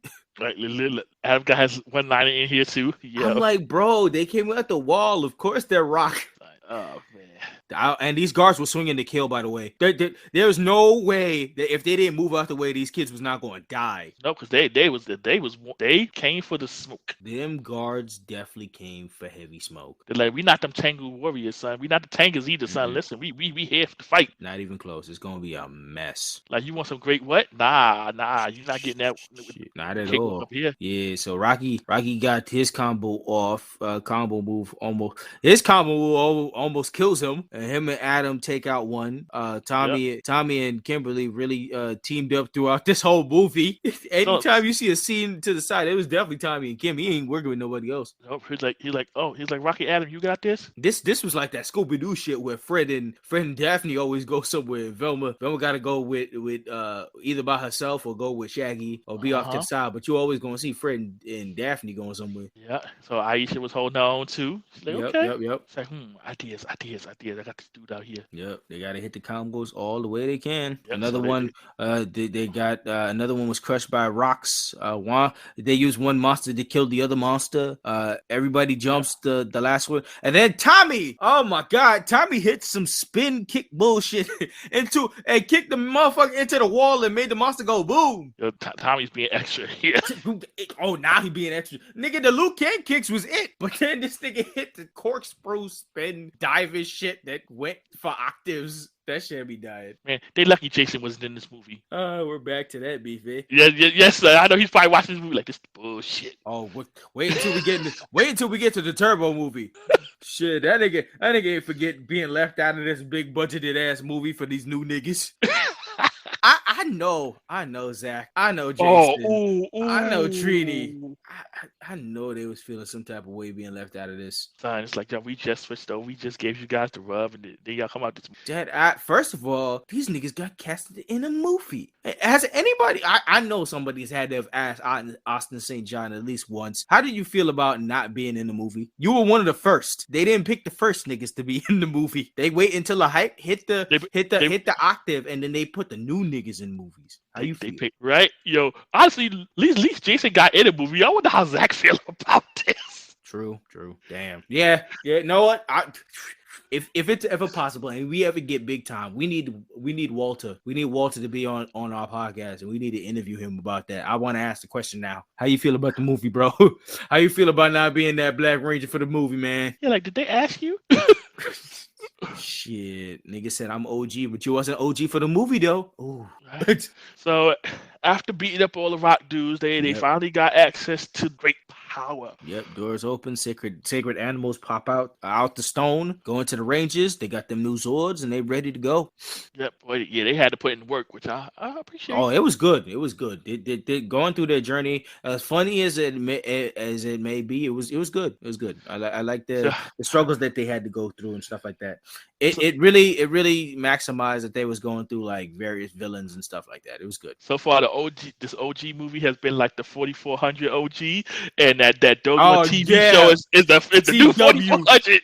Which I mean, Kenya finally got back to me on her report on the 4400. She really loves the new one, and I was like, see, that's why I told you not to watch the one on Netflix, because you got a different perspective on it when you watch it by itself. There's a lot of people that came to talk to us to ask us about the 4400, and they said they're interested in watching the new one, and I'm like, that's probably smart, because if you watch the new one and then you go into the old and you go into the old one, you start comparison, it's gonna be tough. It's gonna be a tougher outlook. Yeah. So yeah, hopping back into this, the Rangers Fits are back, and they travel back to Earth off with their new powers, and Dulcia looks on in our form and wishes them a luck from afar. Yeah, so they got their new symbols on the uniforms. Yep. With their respective creatures. Yep, dope stuff. Yeah, they teleport away. Like I said, Dulcia wishes them luck. Yep, and pieces out. That's it for Dulcia for the movie. This is much better than the Blue Man. I know I'm gonna get flack from Mr. Sentai Fountain of Knowledge about how I'm going in on his man. He's basically our ninja. Right? I'm gonna get some flack later from this. But yeah, so in the middle of that, Ooze monsters attack the city. I never got to say this earlier, but Angel Grove through this movie is so detailed. We see so much of Angel Grove that we never seen before. It's so detailed throughout the city. And these alien attacks look like something out of Independence Day. What's funny is that I think about the meme on Facebook about the dudes working in the building, Angel Grove. They hear the rumbling, like looking outside, like I was going to go to let's a monster attack. See, no, but here's the thing. Now we find out that the construction workers are stupid. They caused this. They have to fix all parts of Angel Grove, but now this is their fault for opening out the whole goddamn thing. They should have asked the Power Rangers before they started opening shit. So they caused this whole shit, so they should definitely have to clean up double time this time. This is your fault. Oh yeah, like I said, imagine working in the office building, you look out the window, you see this big old ectomorphicon. Like, see, this the bullshit. Literally take them scenes from Transformers. Every time they saw like a Decepticon come by their window and destroy the building, Optimus Prime had to come save them. It's just the same situation. The same fucking situation. They see the monsters coming out the window, god damn it again. And so Ivan is, living his best life, like, yeah, I'm about to destroy this whole world. And then here come Ivan sniffing. What is that smell? Smell like teenagers in destruction. Power Rangers here. And in the midst of this, they got the state of emergency set. They on the news report talking state of emergency, and Zordon has hope, but Zordon's still dying. Zordon's still over there chilling and dying. And Ivan looks up from space. He sees them streets and he's like, son of a bitch. Yeah. The Power Rangers. Power Rangers. And like they land back on Earth like, yeah, Ivan, yeah. And they ready with the smoke already from jump because they said they straight up went straight to it. They called the Ninja Zords already. No time to go fighting in the movie. But I think this is it right there. I think this defined it why they got new weapons and everything because they couldn't fight in them suits with the old school weapons because they spent no time like fighting like old school style on the ground. They just went straight into Zord mode. Yeah, it's wild. It's like, nah, it's not morphin time. It's clapback time. Facts. They went straight up. They called the Ninja Zords from the sky and they got right into them each. And for some reason, they all can fly. Yeah, like, bring on the Zords. Let's go. And then in the midst of this, parents are still heading to go die. Oh yeah, we almost forgot about saying literally that. Jump to our doom. Jump to our doom. That is whoa. That's wild. Yeah, that is effed up. It's like, oh yeah, we forgot about the parents. And then in the midst of this, kids is wilding at some club with ooze all over their faces since the adults are all gone. This reminded me of Jimmy Neutron. It's party time. Yeah, Fred. I said Fred came in like Bardock to the Saiyans. He was trying to convince the kids that they gotta go help the parents and team up all together to go save their parents and shit. Yo, this dead felt like Bardock. Kids was like, nah, you sure? It's like, yeah, they about to fall off the cliff. They about to jump. Oh, they about to die? Oh, shit. I guess. Oh, okay. Did we really should say I need my allowance, so hold on. You said Frieza doing what? Oh, shit. I guess we better help. Yep. So, of course, Ooze is annoyed now because the Rangers are back. Yep. He mad his boo Dulcia helped him. His ex-boo, his betrayal. She probably left him for the Blue Ranger. It's like, yeah, kick Ivan the balls one good time for me, y'all. Ivan was probably the secret Purple Ranger. And he had a thing for old girl that was probably head. She was probably head pink in charge. And then she fell for the Blue Ranger. He was like, nah, I ain't having this Jezebel. Maybe Zordon was Mr. Steal Your Girl, and he was a Blue Ranger. He was a Blue Ranger. See, we got the story all met. We got the comic book all fixed up. Come on, Boom Studio. Come talk to us. Talk to us. Woo. So yeah, individual Zords try and take down the monster. Falcon missiles, frog tongue, Shaka, the wolf bite. Aisha Bear ain't do it. I said Aisha Bear ain't do shit. The ape put a nigga in the sleeper hold. I'm the bear, son. Listen, I do what the bear do gonna do what the bear want to do. Yeah, and the bear got smacked the fuck out of her. This nigga said, move. It's like, listen, I'm used to running a saber-tooth tiger. They give me this bear. I gotta learn it because the bear is kind of... Oh, that's no excuse. While fucking Billy out here living his best life, and the wolf bit the fuck out one of the robots and then split the whole tail. Had the blood oozing. He's like, listen, I'm Blue Wolf Ninja. So listen, I got the wolf now. Oh, I upgraded my Triceratops. Billy looked around and said, look who got an upgrade. I don't know about the rest of y'all niggas, but look who got an upgrade out here. Me. I'm the cool guy now. Yeah, son. Like I say, we got all them. The ape going crazy. He's like, son, yeah, son. It's like, I'm Tarzan in this bitch. Facts. And in the midst of all that conundrum and situation going down with the Zords fighting the monsters, kids and Bulk Skull, who happen to be there, hop the train like real niggas. They hop the train and head off. Right, yeah, like F this fair. We ain't got time for this. They real niggas. They real niggas from Angel Grove. And they hop the train. Nobody got time for Metro cars and that bullshit. Hop the train. What I want to learn is how Fred know how to operate the monorail. Oh, that's questionable. But when I say these teens shouldn't be able to skydive, it's a problem. Nah, nigga, get that same energy. This nigga, they said this nigga destined to be a Power Ranger. He just got Zordon. Zordon blessed the kid. He didn't even know he was a child of destiny. Oh no. He was destined to work the monorail. His dad was a construction worker, so he knew how to work the monorail just by proxy. All right, we'll go with that. Yeah, because that's how Angel Grove works. All right, so Fred was a child worker. We get it. Yeah, he was one of them child workers. They already, hey, Tommy said, you want to go up there and skydive with him? So obviously he was working a 9-to-5 job for a long time too. The way he violated his dad, it sounded like he could do things better than his dad. So yeah, he worked the monorail. Dad worked the monorail, so he worked the monorail. And so we see Kimberly in her crane, and she says she got a lock on Ooze. Yep. And she's heading toward him. And then here comes Ivy Ooze talking about, oh, here comes that little cute pink ranger. And here comes Goldar talking about, you think she's cute too? Nigga. Goldar's on the bag. Why did this remind me of the episode where Zed tried to bag Kimberly and had under control and all that shit, where he was trying to make Kimberly the new leader? Bro, all that shit came in hits right there. Nigga, no, son, I just love where Goldar said, you think she's cute too? Everything stopped. The music stopped, everything. Ooh just looked at him like, like, son. I was like, yo, there's reasons why Goldar and Pigman was not in that snow globe. This was gems. These were gems. Cause Ooze just looked at this nigga like, nigga, shut up. Yeah, he's like, I can't with you, Goldar. Listen. And then once again, fucking Ooze snatches her up, and I'm like, yo, Kim, please, Kim, how many times you go get snatched up in this movie? Please, girl. You ain't Jen. You definitely ain't Jen. This ain't one of those girls that go on our violence page. This ain't a girl about violence. Nah. She ain't going on that list. Was like, if you don't get your Princess Peach ass out of here. Nah. This Kimberly is in another situation. Jesus Christ. So we got Frogzord out here fighting, Adam out here fighting with the Frogzord. Yep. We got Billy out here. Yeah, he popped off that tail real good. Got that robot oozing. Yep, we got Tommy coming in with the Falcon Zord. Lights him up. Hit him with the big missiles. Holos. There goes one robot.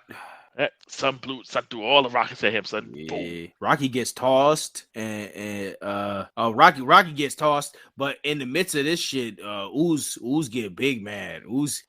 Tommy back up and frees Kimberly. Ooze gets big mad after he loses one robot, and he's like, nah, fuck out of here. And yo, this was one of the nastiest scenes in this entire movie. This nigga gets mad and turns into a blob of ooze and just goes into the literal back spine of this machine and hits, even the robot itself wasn't ready for this. It hits his back spine and it takes over his entire system. That robot was not with it. That robot looked like he felt violated. That nigga said, oh, what the fuck?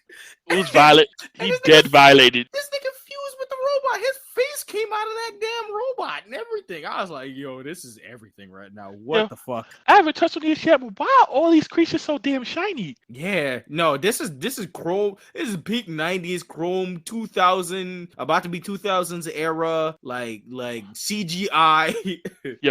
Ooze leaving from that tower and just being a big blob, yo. And can we talk about how even as a big robot Zord ass creature, my son was still charismatic. He was funny as a big ass robot monster. Nigga took out a building and used it as a weapon. And freaking Gold over here talking about, go get him, Booger Man, woohoo!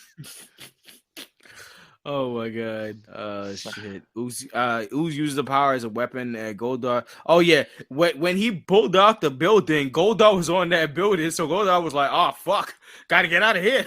Goldar out here trying to save Goldar. Number one job, saving Goldar. I'm out. Goldar runs away and Ooze destroys the train's track. Yep. And so Ivan is like, okay, I'm tired of y'all. In the midst, they watch all this shit. They call on for Ninja Megazord.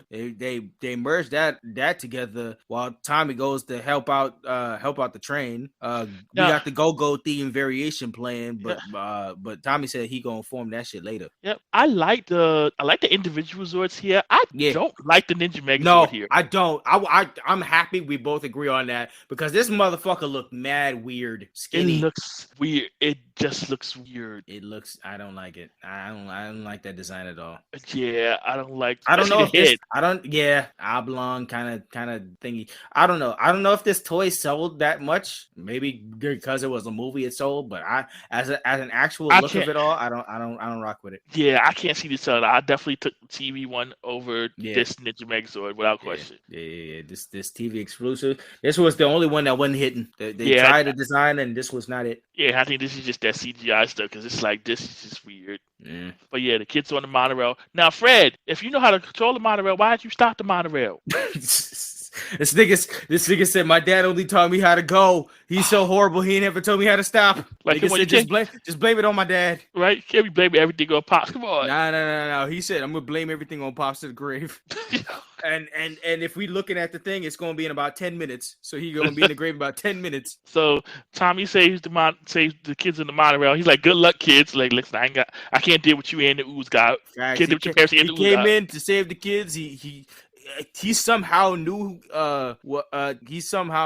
was on the train. He knew the kids that were on the train, and then Falcon was a perfect fit for them to slide across. So good thing Falcon was a perfect fit. Yeah, and while this is going on, Ooze is watching them, and he threw the Megazord into the Fink. Bro, he broke the ninja sword that they just pulled out. So he was like, "Listen," he's like, Ooze definitely yeeted them niggas. I am not going back in the egg. Facts. That's fuck what you heard. Fuck what you heard. I'm not going back there. Tommy said, "Oh nah, y'all niggas getting whipped without the leader here." So Tommy fused right into the back to complete. Tommy, yo, there was nothing better definition than Tommy was the big leader than when he fused into the Megazord and he came out at the top bunk of that ship. Mm-hmm. This nigga said, "You know who it is? The big dick status. I'm here." Jason watched this movie like this bullshit. Jason, this boy flipped the whole goddamn TV. This motherfucker. Still my job, still my movie role, still everything. This nigga, yo, who is Jason David Frank anyway? This nigga told this. I took this nigga's name. Fuck out of here, man. Like, yo, where my Red Dragon Thunders? I'm tired of this shit. Bullshit. Talking about great ape, monkey ass nigga. Man, fuck out of here, bro. And then y'all, this niggas got the nerve to give me some damn pyramid and see this bullshit. Nigga said, "I'm gonna show these niggas the drip, though. I'm gonna show these niggas the black fit with the gold chain, the black turtleneck with the gold chain. I'll be on these niggas. Just you wait. Wait until the Zeo crystals come out. Yeah, y'all give me one. Y'all give me one with damn it. I'm gonna get this. I'm gonna get my revenge back. I'm gonna watch that nigga. Nigga one day. But yeah, that's how the inklings of the this nigga was on the phone with them niggas for the Turbo movie. They was like, let me watch this. I swear to God, I don't care. Let me choke this nigga, choke the life out this nigga. Get this nigga girl and watch this nigga. God, I don't care. Y'all don't even have to pay me. Just let me choke this nigga out. Nigga looked at the script. And nigga, that whole choking scheme from Turbo. They looked at the script. I wasn't even there. That wasn't even there. Someone stop Austin. Someone stop Austin. He got a roll on the script. Come here, little nigga. I'm weak. Let me tell you something about what you did to my life, my career, my movie money, everything, man. Yo, they had to cut around that scene like it was Black Dynamite. They said, no, chill, bro. Open that fist. We need him for more scenes. I swear to God, man, chill out. Like you took everything from me. Mix. Oh my God. All right.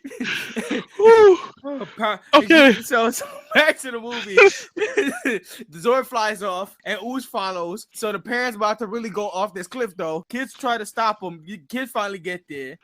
Fred and Bulk and Skull head off to the machines while every kid tried to push off their parents. Their parents strong as hell because they still pushing them forward. These kids ain't got no strength. These kids, listen, there's nothing stopping these mind control parents. The parents are still trying to jump to their doom when their kids are trying their best. They are some trying. Zombie shit. This is on some zombie strength. When you got nothing in mind but brains, this is the same thing. They got nothing on mind but death. So nothing stopping these motherfuckers. In space, we got the Megazord and we got Ooze. And basically they say, son, Billy was like, all right, this is what we gonna do, y'all. See that comet? Yeah, it's coming, baby. Let's go. That's what we call foreshadowing to the ass. Let's go. That Orion, the comet's finally coming, and the Rangers trying to use that to the advantage. The chase is on. They book it, and Ooze is following. Like, y'all, that's how we gonna get our clap back. We gonna put this dude right in this comet. Facts. And in the midst of that, kids trying hard for the parents not to be suicidal right now. They dead holding the kids is holding them back, pushing them back, and the parents is pushing them through. The kids is tough, and while the Zords and Ooze chase is going on in space, for a second there we see a little scene of Rita and Zed in them damn snow globes doing something that, y'all, this had got to be a big trip. These niggas was cheering the Rangers. It was like, go Rangers. This is how you know they nerve Zed. This nigga out here is like, go Rangers, go Rangers, go Rangers. Oh Lord. Yeah. And at that point, you was like, oh no, they did not. So you know that's how petty Rita and Zed are and how much they dislike Ooze. They was like, go Rangers, go Rangers, handle the shit, go Rangers. Yeah. Damn, son. Like, kick his ass, son.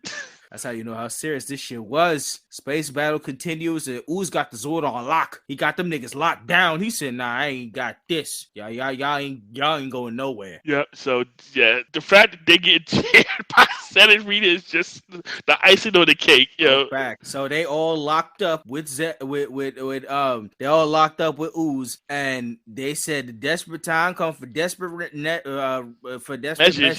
Mm-hmm.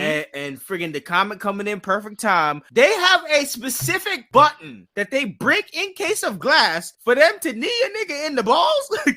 Listen, it said in a case of emergencies, bro. So Aisha handled the business. She broke the glass. She pressed the button. Well, they need Ooze in the nuts and sent that nigga flying. You know, Delcia probably put that in. Yes, honestly, yes. She's a woman warrior, and she probably dealt with a lot of niggas trying to touch her in her loincloth. So yeah, definitely put that there. Look, she ain't marked this for Ivan Ooze only. Ivan Ooze use only. You know what? Now this adds to the backstory. Ooze probably tried to touch her inappropriately.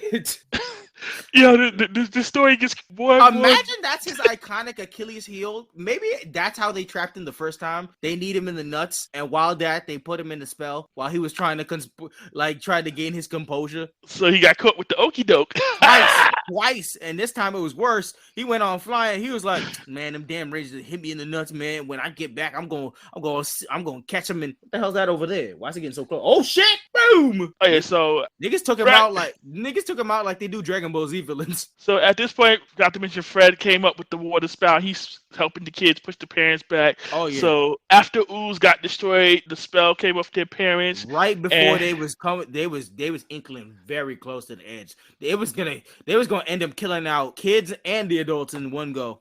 Yep. So right at the perfect time, they was saved thanks to Fred. Yeah. And Bulk and Skull have a moment, but it's the 90s, so they have a moment, but then they instantly go no homo with it. Yeah. They go hug each other, but then they were like, yeah, we men. Nah, fuck out of here. No homo, bro. And so the Rangers get back to the command center, and Alpha was like, yo, so I didn't make it, y'all. Yeah, it's too late. Y'all niggas took too long. Y'all niggas was having fun, hopping on rocks and shit like that and handling Ooze. Y'all should have came back to command center, giving me the energy first, but now Zordon dead. That's all on you, kids. And the Rangers was like, listen, we got the great power. We need some answers, so now we gonna revive this nigga. Facts, bro. First of all, this nigga gonna pay us for all that labor we did, so wake up, nigga. Send that power. Like, nah, you ain't getting up that easy. We got questions, son. Listen here, old man. Get your tube ass back up. And they used that great power, and great power is mad weird with this, but they fixed back all the electrical wiring in the building. Let's go, y'all. Ninja style. Fix the entire wiring in the building perfectly, which made that was weird. Like, here we go, ninja style bullshit jutsu. Let's go. Apparently, this is on the same level as ripping off your clothes and having shit perfectly on underneath, because this is just they fixed the command center. All the wiring was perfectly back in place. Everything is back working 100% with magic. Yeah, this that ninja magic. This is that bibbity bobbity bullshit. Yeah, so we see all those sparkly lights and everything coming together. That shit hit Zordon, and when it hit Zordon, that way he woke up was one of the scariest moments of the entire damn movie. That nigga woke up with the scariest face. Oh God. Zordon looked mad creepy, man. I was like, put that nigga back in the tube, please. He was back in the tube. Rangers, thank God. Thank you, Casper. Thank you, Casper. It's like when they revived that lady in Jellystone. Facts. Ew, yeah, okay. Rangers, okay, yeah, I can do with this. Like, man, you're back. We got questions. What is the deal with you and Dulcia? What the hell? Rangers, we don't got time for that. I weren't y'all hungry? I think there's a celebration going on around. Nah, we not trying to hit none of that. You got some answers to be given out here, bitch. Rangers, there's a disturbance in my tube. Something's happening. I'll catch y'all later. Nigga. You better get him back into this tube. I ain't playing with you. Oh no, Rangers, something's wrong with Zordon, obviously. And I suddenly have to shut down right now. Nah, he's like, oh, dead ass. Listen, we going back to Phaedos. We're gonna ask Dulcia. Wait, Rangers, wait. Rangers, there's a disturbance. I swear there's a celebration in your honor. You should guys go right now. Alpha, press the button. Hey! Like Rita and Zed back. Nah, we don't give a fuck about Rita and Zed. They were just cheering us on. Fuck out of here. We need these answers down. Cut off the communication. Shut off the programming. Guys, for some reason we can't teleport back. Right? Like, talk about boo boo. What you mean give me a boo kid wrestler? What you mean boo boo? Boop, boop, nigga. We got something for your ass later, Zordon. They ain't gonna Right? remember shit. Right, you gonna tell us the whole story, Zordon. We ain't playing with you. Mhm. All the answers, all the tea. Shit. All right. So after Zordon back in the tube, everybody fake happy, and they get out there celebrating. Everybody celebrating, and Bulk and Skull telling their fantastic tales along the big feast and enjoying that. Said Fred is the rumor hero. They trying to set Fred up as the next up and coming. They talk to Fred about all the shit that's going down, and I mean this got to be the blueprint for Justin, honestly, because he talking about he want to be Fred, the next Silver or Gold Ranger. Yo, when he nigga Austin said, yo, nah, he went on the phone. He said, "Gold, bitch." When he said Fred Kelman the Gold Ranger, Jason Austin probably flipped his table again like. Jason said, "Listen here, nigga, you not going. If you got gold in there, better make me the. If you got a Sixth Ranger, you better make me the Sixth Ranger. I'ma show up this nigga." Watching the movie like, damn, they just told me I was gonna be a Gold Ranger. Gold Ranger? A child? Do you not respect me? Y'all gonna put me in the next movie? You gonna make me watch this nigga? I'ma be gold. I'ma watch this nigga on the TV. I'ma watch this nigga in the movie. I'm taking his life next time I come back. Yo, he's like, it's on site. It's on site. Shit. And then after the Turbo movie, trying to call Austin St. John for that for Forever Red reunion was like, all right, I know what it was the last time in that Turbo movie, but we kind of need Red Rangers back. You OG, bro. You kind of got to come back, but please, oh God, don't choke Tommy again. Please don't choke him again. We couldn't control you last time. You guys got to calm down. If we put y'all in the scene, you can roast them, but y'all can't touch. Y'all can't do this. We don't got the liability for this. Listen, don't have that motherfucker in the same studio as me. I ain't playing with y'all. I can't be held responsible for what happens. All right, we'll do it. And then after that, that's it. They never did it again. They was like, these tensions are too high. We don't got the liability here. We can't do this. We can't do this. But to end off the movie, we get this nice little scene, this nice little fireworks explosion. We get this little light up that says, "Thank you, Power Rangers." And Boca's Go is like, what about Power Rangers? Boca's Go! Boca's Go! Which, I mean, let's be honest, Book and Skull did have their good parts in this shit, but hey, yeah, they never gonna give respect to y'all niggas. So fuck y'all. Happy Power Ranger Day. Fireworks going off. The music was great. This felt like a perfect 90s ballad. This encapsulated everything. It was perfect. The music was great. Yep, the Power Rangers theme. Everyone was hyped. Fireworks going off. Guitar solo was excellent. Everything, and this was iconic because even throughout this, you got credits was rolling, and then we got a post-credit scene. We got a post-credit scene. Goldar is in Zed's throne playing like this nigga the king now. He hyped up. He said, "It's Goldar time there. There's nobody. I don't gotta follow nobody. It's Goldar. It's all about the gold here." And he talking mad shit. Him and Pig Boy, they back in here. They running shit now until the door opens up and Rita and Zed pull up and they know they in trouble. And it was so perfect with the song that played on. I love they did it. Trouble. Yes. Son, he's about Goldar. I am Goldar, king of the universe. And once that door opened up and that music hit, bro, they was big shook. So that was great. Adding that as an end credit and everything. The movie great. The movie was good. Everything ended out was great. The look on Rita is his face like, oh, they was sick. They came back and they was like, I hope y'all know y'all both dead. Y'all dead. Y'all got nothing else to answer. Y'all dead. Y'all obviously going to die. It's like y'all gonna be scrubbing this whole palace with a toothbrush. And then you die. Y'all left us for dead in a snow globe. Y'all definitely going to die. Yep. Oh no, we're not gonna make this easy for you. We're gonna make you suffer. Yep. And honestly, that's the total end of the movie is the credits roll. And I mean, there's nothing. We covered the entire movie. The only thing I got to say, I obviously recommend the movie and everything, but the only thing I gotta say in all of this is shout outs to Paul Freeman. Excellent job for Ooze. He should always and forever get his flowers for this. That's my final thoughts on all of this for sure. for sure, Ooze made the movie. Ooze entirely made the movie. I would 100% co-sign that because Paul Freeman did his thing. He gets all the flowers. I don't know how all the flowers. Like legit, we praise him as one of the all-time greats because he didn't have to go this hard as this role. This role didn't have to be this good. This could be a fly. Do you know how many movies we have where movie villains are just fly-by-night? He's got to be one of the greatest movie villains of all time. Yeah, he really went into this role, and he really didn't have to. If you check his IMDb, he doesn't even really do that many roles. He's not that famous really or anything,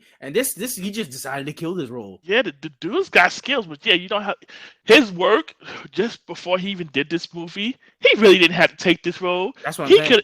He didn't really need to do this. He didn't have to go as ham as he did in here. No, but he did this because I guess he wanted to flex.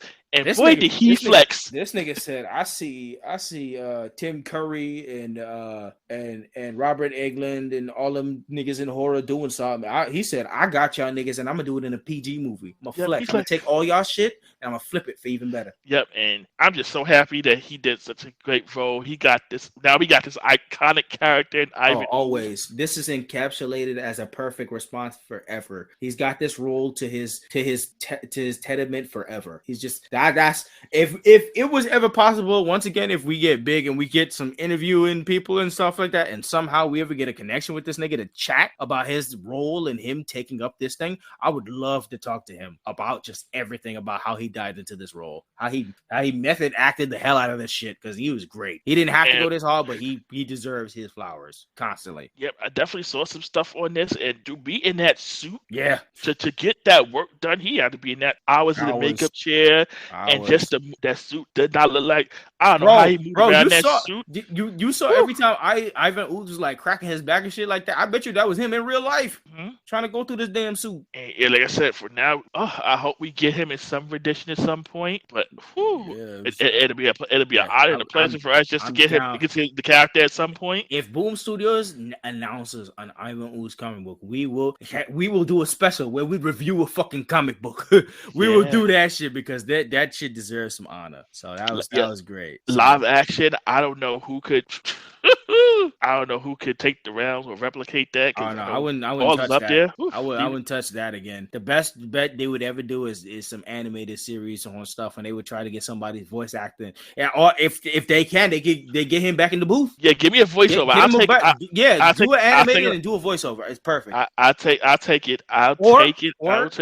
Even better, just have him imagine they drop the comic book and have him read it and do Ooze voices. Oh, I would so take that. 100%. Any of that is great. Just get Paul Freeman back in the studio, and I'm happy. Right, give me that Ivan Ooze story and good. Right. So any final words on the movie? The movie was awesome. This movie for me is still the best Power Rangers movie. 100% agree. Yeah, they've tried to replicate the formula and it ain't work. But this one's got heart. There's a lot of stuff to laugh at. There's stuff to be interested in, and the movie still holds up. It's 2021, and the movie still holds up. Yeah, the suits hold up. Yeah, the only thing that doesn't hold up somewhat is the CGI, but a lot of the stuff still hold up. It kept the spirit of what the show was, and it's the spirit of its time. And Power Rangers is notoriously corny, so it works. Yeah, it was a perfect coming together of all that on the big screen, and it worked. Yep. 2017, take notes. Look, this is what obviously Power Rangers they didn't take notes. They didn't take notes at all.